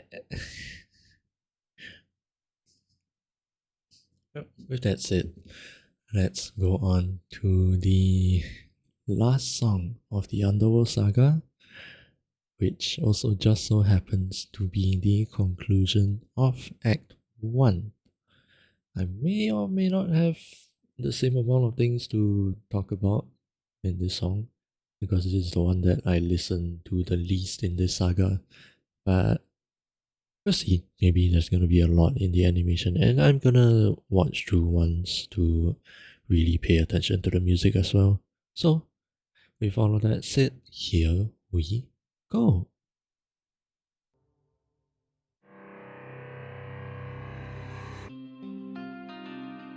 Oh, is this GG? Yes! I can tell by their art styles now. How am I to reunite with my estranged? Do I need to change? I'm surrounded by the souls of those I've lost. I'm the only one who's lost. Oh, it's all his reflections. What if the greatest threat we'll find across the sea? And another reflection. What if I'm the monster? What if I'm in the The wrong? wrong, What if I'm the problem problem that's been hiding all along? What if I'm the one who killed you?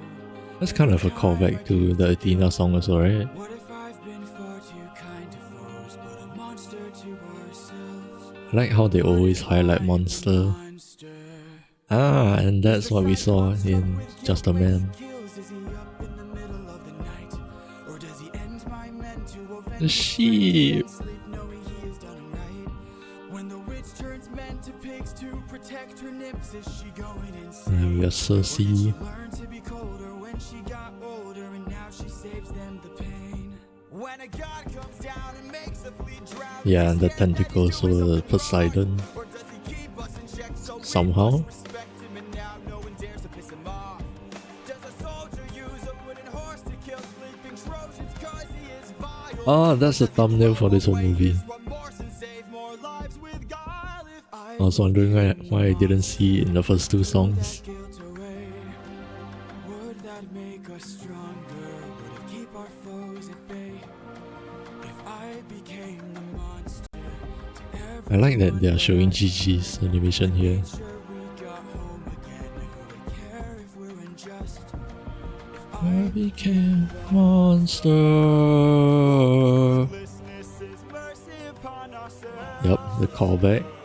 And deep down I know this well. Deep down. Lost my best, I lost my mentor, my mom, 100 men gone. can't go on, I must Get to see Penelope. and Telemachus. So if we must sail through dangerous oceans and beaches, I'll go where Poseidon won't reach us. And if I gotta drop another If infant from a wall.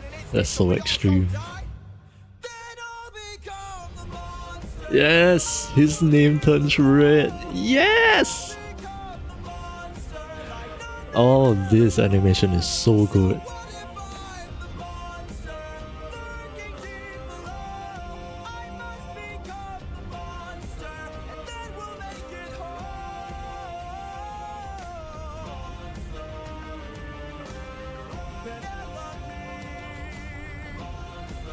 Is Penelope purple?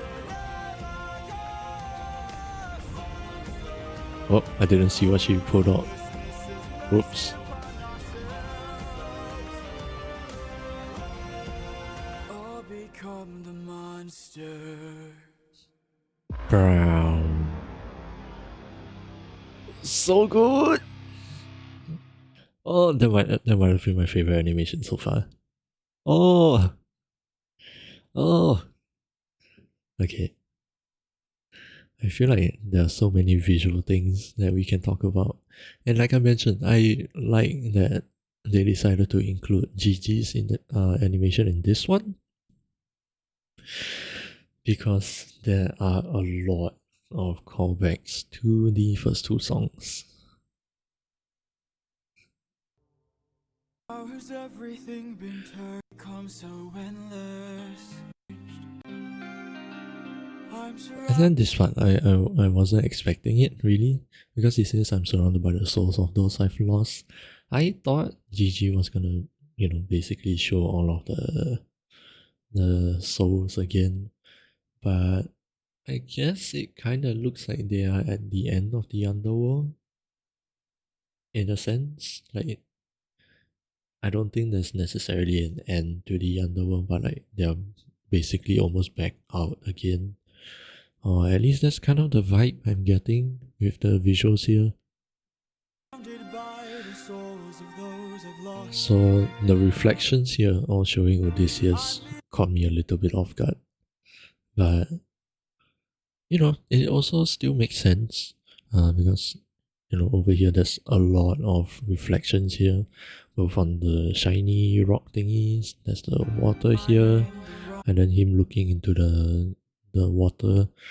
It's the whole point of this song is kind of to get Odysseus to self-reflect, really. So I think all that portrayal works very, very well.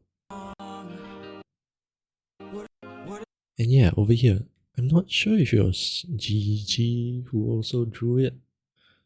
I don't think so. But Warrior of the Mind, when Athena says that she was gonna remind Odysseus about, like, basically his origins, there was also this scene where Odysseus's reflection pulls him into the water and back into a memory, sort of.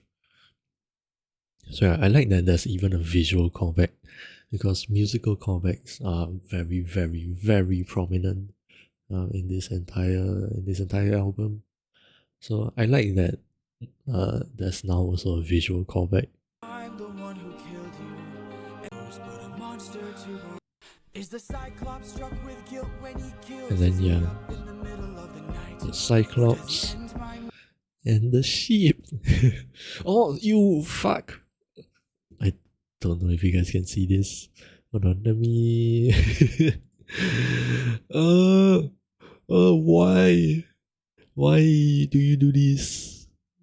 Why do you do this to the best boy polities? Why? Oh, I didn't even see that just now. But yeah, showing the Cyclops treating his sheep well, friend and then sleep knowing he and then also with the missing eye. Mm, Well, it's fine, because, I was thinking that with the Cyclops, at least as big as I imagine him to be, he could easily accidentally squish his sheep also. So it was a bit weird that he was able to touch them so gently and all. But anyway, that's just a small thing. done right. When the witch turns And then Cersei turning men to pigs. She looks like so evil over here. But yeah, I like this depiction when Odysseus is kind of reflecting on her behavior, like wondering whether or not she feels more or less remorse for turning the men into pigs. But then it's sort of like a if anybody has to make a painful choice, it should be the leader, right? Which is almost kind of what Odysseus takes upon himself also at the end by the end of the song. So yeah, there's that. And then again, with all of the octopus tentacles, does Poseidon have them? Or is this like the Kraken? I'm very confused.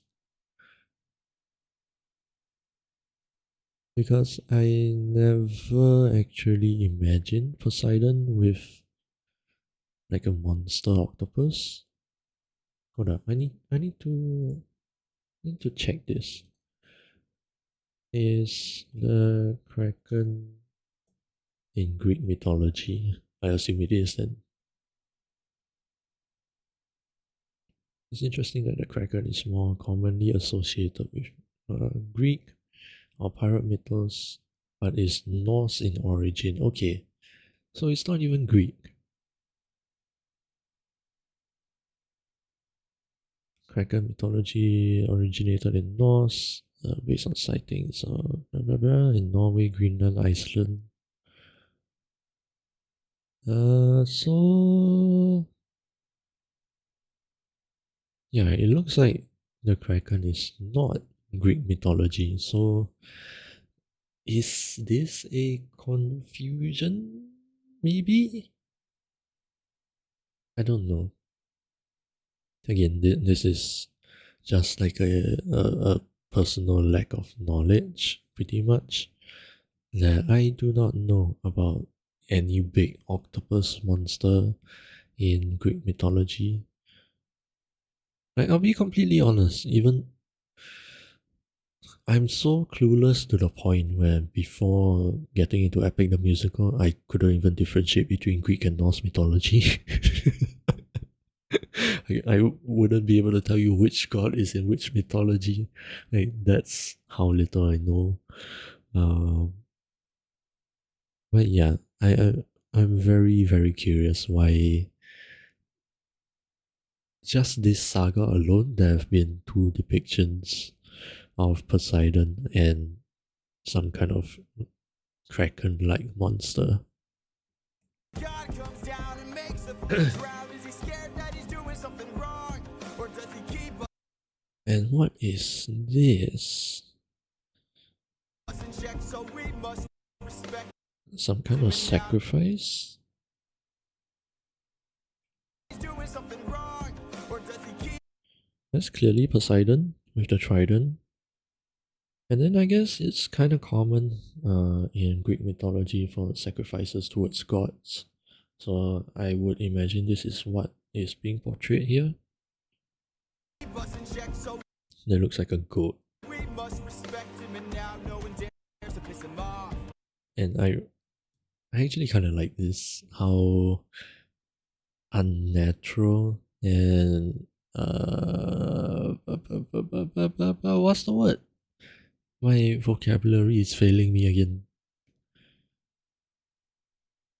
Like inhuman that Poseidon looks over here. I really like that. Because again, he isn't human. Like far from that, he's like the, if I'm not wrong, like the big tree in Greek mythology. It's the big tree, right? There's Zeus, Poseidon, and and Hades, I believe. Is Hades Greek? Again, I'm very unsure, but I believe there are the three of them are brothers, in the mythology. Soldier use a wooden horse to kill And yes, the callback to Gigi's drawing of the quote unquote monster all the way back in Just a Man. sleeping Trojans 'cause he is vile. Or does he throw away his remorse and save more lives? And then that's the light blue. No, but they're all bandaged up over here. Is this supposed to be in the end? Like, just nice the end of the Trojan War? With God. Because back in Just a Man, the light blue, the brighter and light blue was supposed to be a flashback. became the monster. I threw that guilt away. And yeah, Make us stronger. the drawing of his monster version, I like that a lot. And now he's like facing himself and all. Polities, Athena, Anticlea, Penelope, Amicus.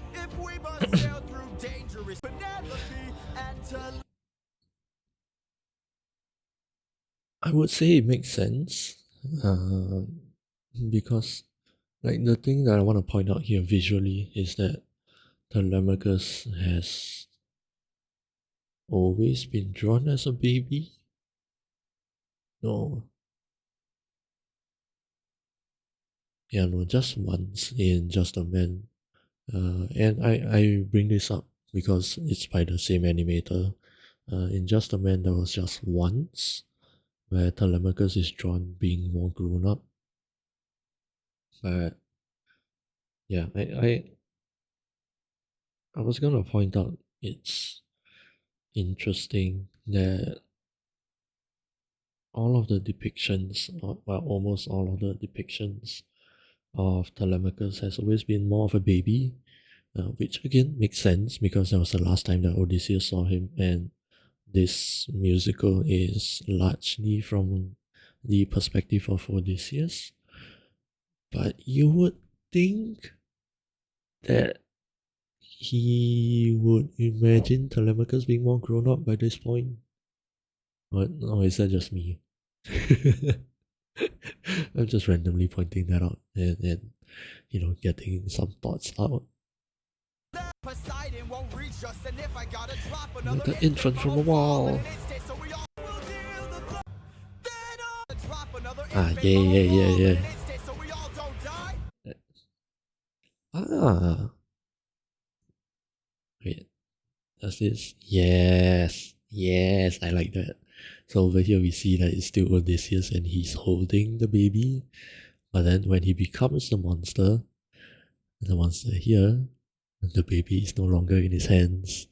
That is such a good detail. Because that is the exact moment he becomes a monster. And then here, he fully accepts it. And then it's just kind of, all of that. Like it's slowly becoming part of him and integrating into his person.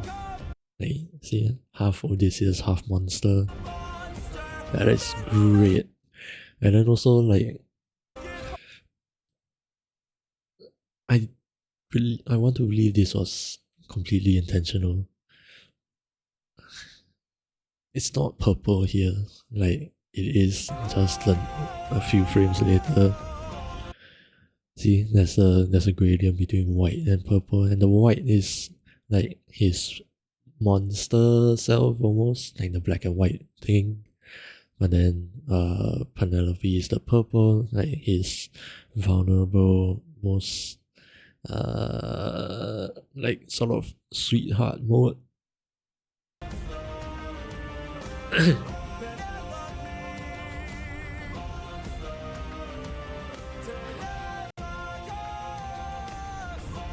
What does she pull out? From the head. Is this like his crown? Like, is that supposed to mean that he's no longer going to think of himself as the king? Maybe? Possibly? I don't know.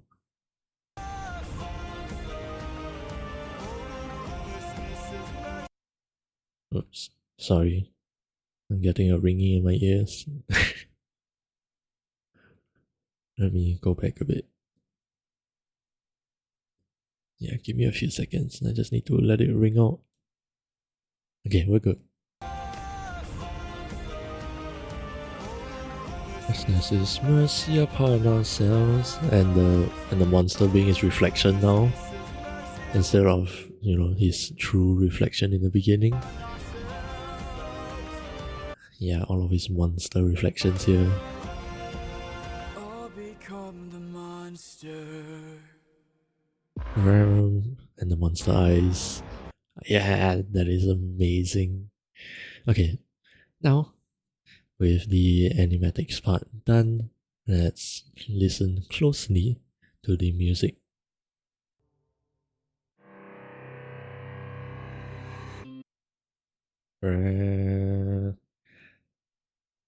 If I'm not wrong, let me go back all the way. Yes, yes, it is the same way that the the horse and the infant starts. So that's another callback, and this was a great place to do that because it's the end of Act One and how Odysseus is going to make a very thorough, complete. I don't know the word for it. My vocabulary is shit, but I hope you guys kind of understand. Like, this is where Odysseus goes through the big change, right? And where he's gonna do all of the self reflection.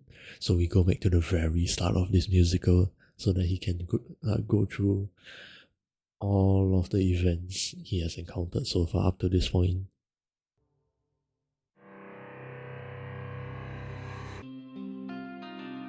How has everything been turned An against acoustic guitar us? How sounds did more steel string. suffering become so endless? How am I? Bum, bum, bum, ba-dum, bum. Bum, ba-ba-dum, bum. Monster. No, I think that's a bit of a reach. Anyway, Become so endless. it sounds familiar. How am I to reunite with my estranged? Reunite with my estranged again. The whole reflection part. He's now thinking about, you know, what is my goal? And his goal is to get back with Penelope. And this is kind of like the reminder or like emphasis of it. Do I need to change? Do I need to change? Because so much shit has happened. And again, the the strings immediately come in once he mentions Penelope because clearly he's thinking about Penelope. I'm surrounded by the souls of those I've lost. I'm the only one whose line I haven't crossed. This is the one line that I do not understand. I'm the only one whose line I haven't crossed. What does that mean? Like I'm not asking that to be a rhetorical question. I genuinely don't understand. I'm the only one whose line I haven't crossed. Clearly we're talking about, crossing the line of doing something too terrible. I'm the only one I haven't crossed my own line. What do you mean? You have blinded a Cyclops and let him live, which is, how do I put this? It's more dishonorable than it is merciful on Polyphemus. You have dropped a whole baby off of the castle walls. Uh,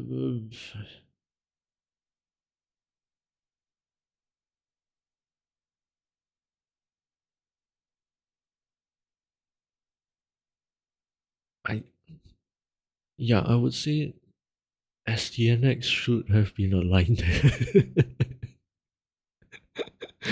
Oh, I don't understand what it means.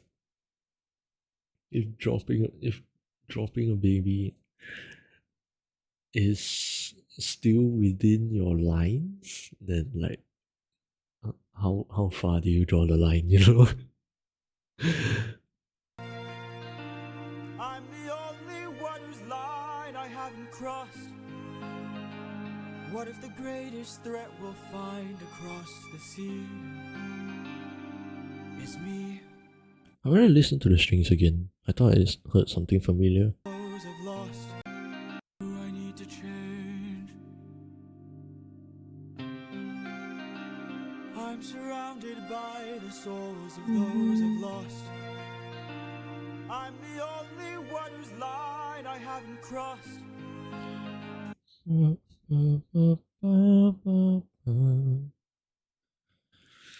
I hate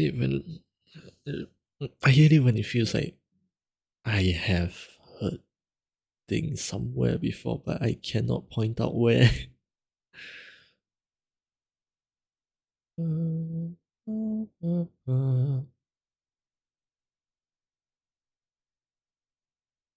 This is going to be the death of me. I'm the only one whose line I haven't crossed.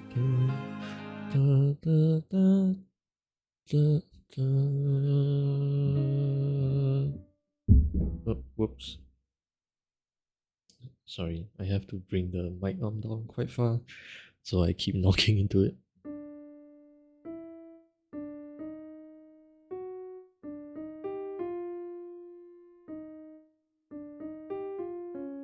Nope.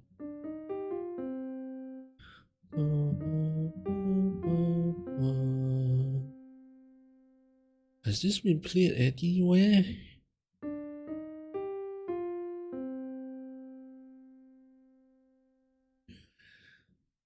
I genuinely cannot tell. Let's move on then. I'm the only one whose line I haven't crossed. What if the greatest threat we'll find across the sea is me? What if I'm the monster? What if I'm in the wrong? What if I'm the problem that's been hiding all There's also a choir again. What if I'm the one who killed you every time I gave to guilt? What if I've been far The acoustic guitar is still going. What a monster to ourselves. What if I'm the monster? Is the Cyclops struck with guilt when he kills? Is he up in the middle of the night? Or does he end my men to avenge his friend and then sleep knowing he has done him right?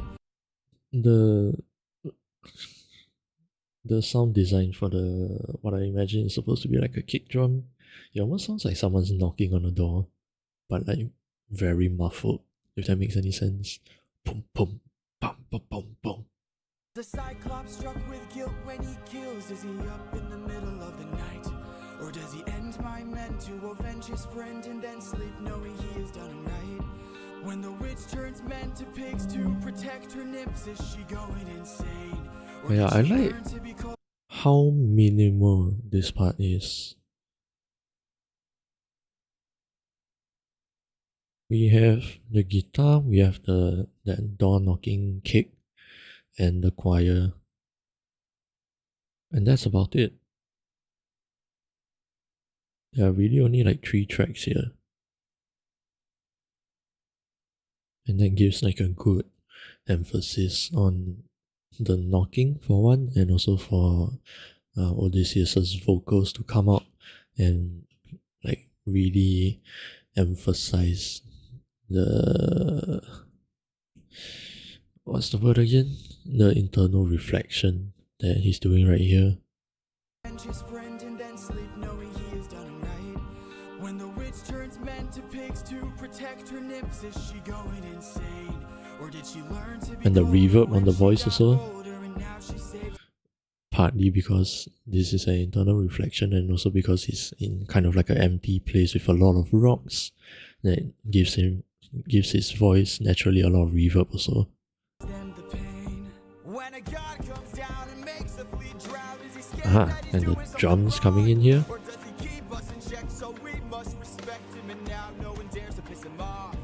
Does a The wood soldier blocks. use a wooden horse to kill sleeping Trojans 'cause he is vile? Or does he throw away his And the remorse strings and come back save in more also. lives with guile? If I became Came the the monster, monster. threw that guilt away, would that make us stronger? Would it keep our foes Took out all the at bay? heavy drums. If I became the monster,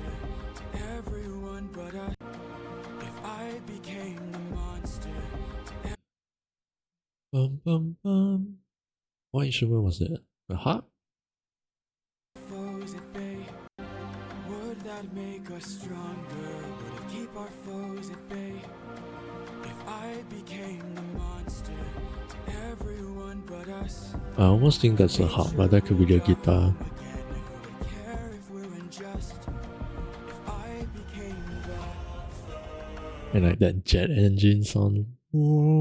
That's a riser. we're unjust. If I became the oh, ruthlessness is mercy upon ourselves. Monster. Down, I know this well. Deep down. I was gonna point that out also. Again, this is another callback to which one was it? Just a Man. Because remember in the like when he's kind of talking to himself, he's saying, deep down, I would trade the world to see my son and wife. And here he's doing another reflection. Where? What is he doing? He's thinking that deep down, he would trade the world to get back home because he has already lost so much by not giving up the world. I lost my best friend, I lost my mentor, my mom, 500 men gone. This can't go on. I must get to see Penelope. I like that stress he gives onto. I must get to see Penelope. And this can't go on. I must get to see Penelope and Telemachus. So if we must sail through dangerous oceans, Aha, beaches, and I'll the go where and the Poseidon- guitar gets replaced by the distorted electric one now. So if we must sail through dangerous oceans and beaches, I'll go where Poseidon won't reach us. And if I gotta drop another infant from a wall in an instant so we all don't die, then I'll become the monster. I will deal the blow, and I'll become the monster like none they've ever known. So what if I'm the I somehow cannot hear the other layers. Why does it still somehow sound so minimal but so much more impactful? Why? What am I not hearing? What's wrong with my ears? I will deal the blow, and I'll become I hear cellos. monster like none they've ever known. So what if I'm the monster? And the guitar. Ba-da-da-da-da, ba-da-da-da-da. No, I sang the wrong note. Ba-da-da-da-da. Odysseus' theme. Very far back in the mix. And I'll become the monster like none they've ever known. So what if I'm the monster lurking deep below? I must become the monster, and then we'll make it home. Yeah, it's like cello and the distorted guitar.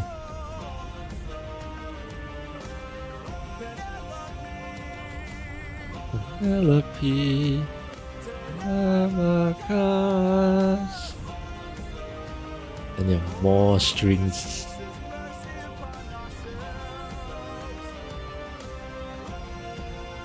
And now the guitar matches the crew singing Monster.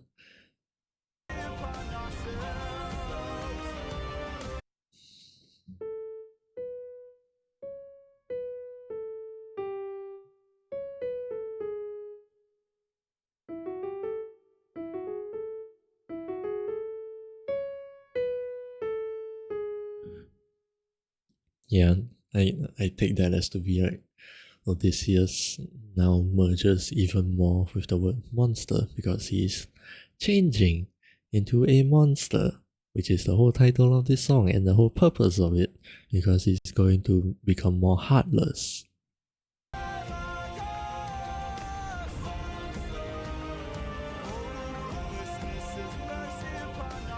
And the callback to Poseidon, ruthlessness is mercy upon ourselves, again, re-emphasizing that he's going to become more ruthless, more heartless. I'll become the monster. Brown.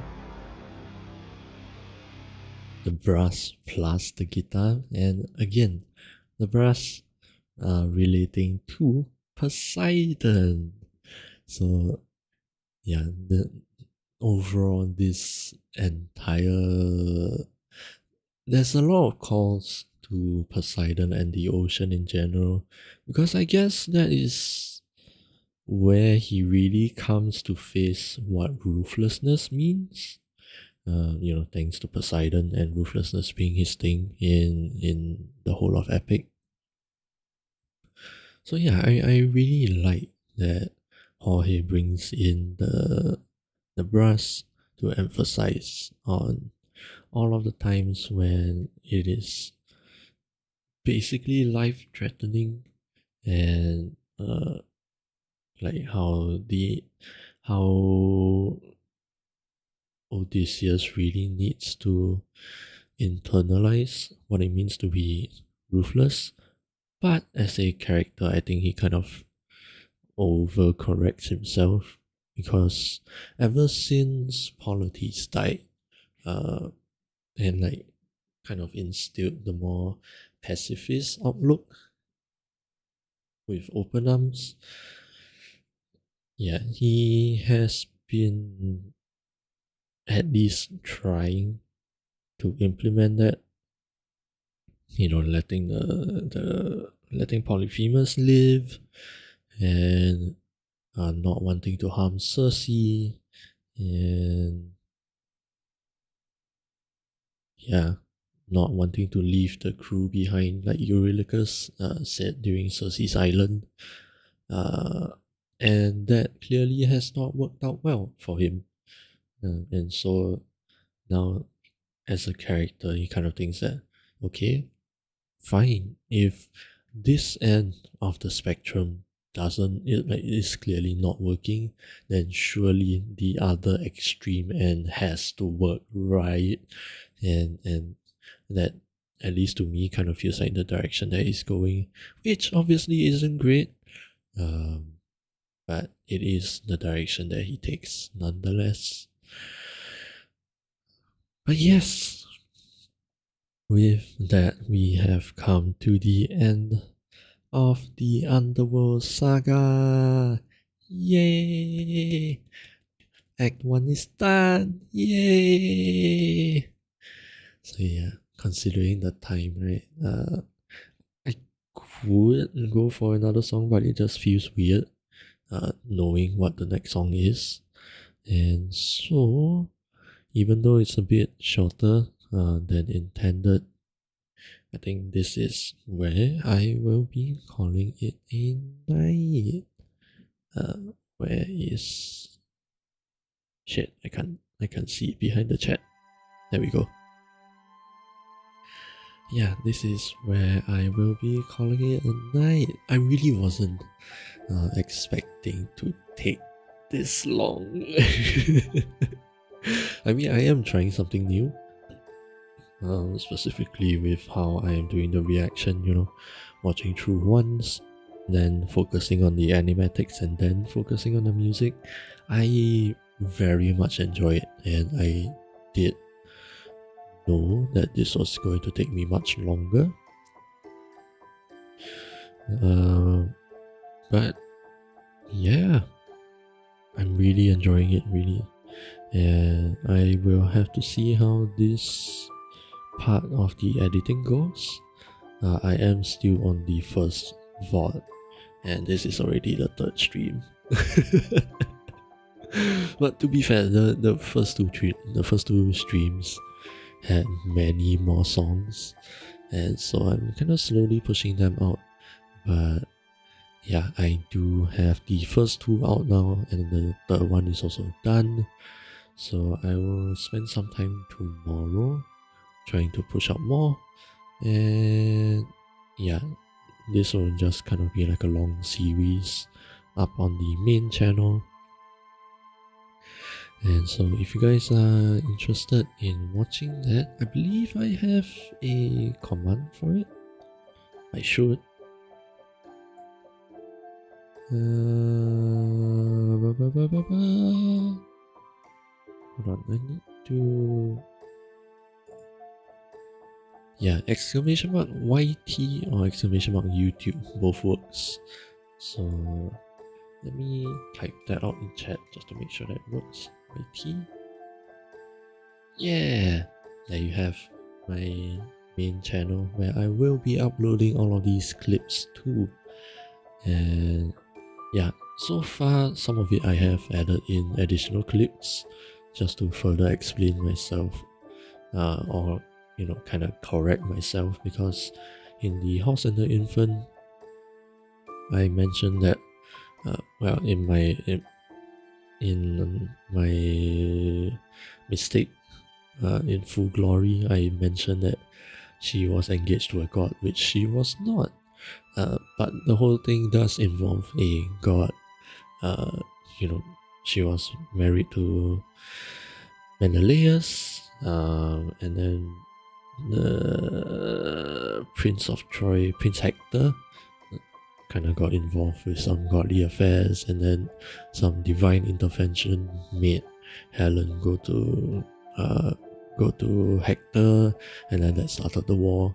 So I corrected myself there, and then I also kind of gave a deeper explanation into what I thought about Charybdis, because I saw that in Full Speed Ahead, and yeah, just that kind of stuff. I'm expecting to have to put more clips here and there, but we'll see. So yeah, that will be it for the stream. My throat is getting kind of dry again. And yeah, it would probably do me some good to go and rest up now. And so yeah, I hope that all of you enjoyed the stream and had fun listening to me geek the fuck out over this saga. Again, this was easily my second favorite saga out of all 9 of them, and you can see why, based on just how much I was able to talk about it. Not so much with Monster, but the Underworld and No Longer You. They are so good. I love it. So yeah, these will eventually come out as their own videos. If you would like, feel free to check them out when they do come out. But yeah, for now, thank you to everybody who stopped by, and I hope that all of you have a great day, afternoon, or evening, wherever you guys are. Stay safe, stay comfy, and I will see you guys again very, very soon. It's Tuesday, right?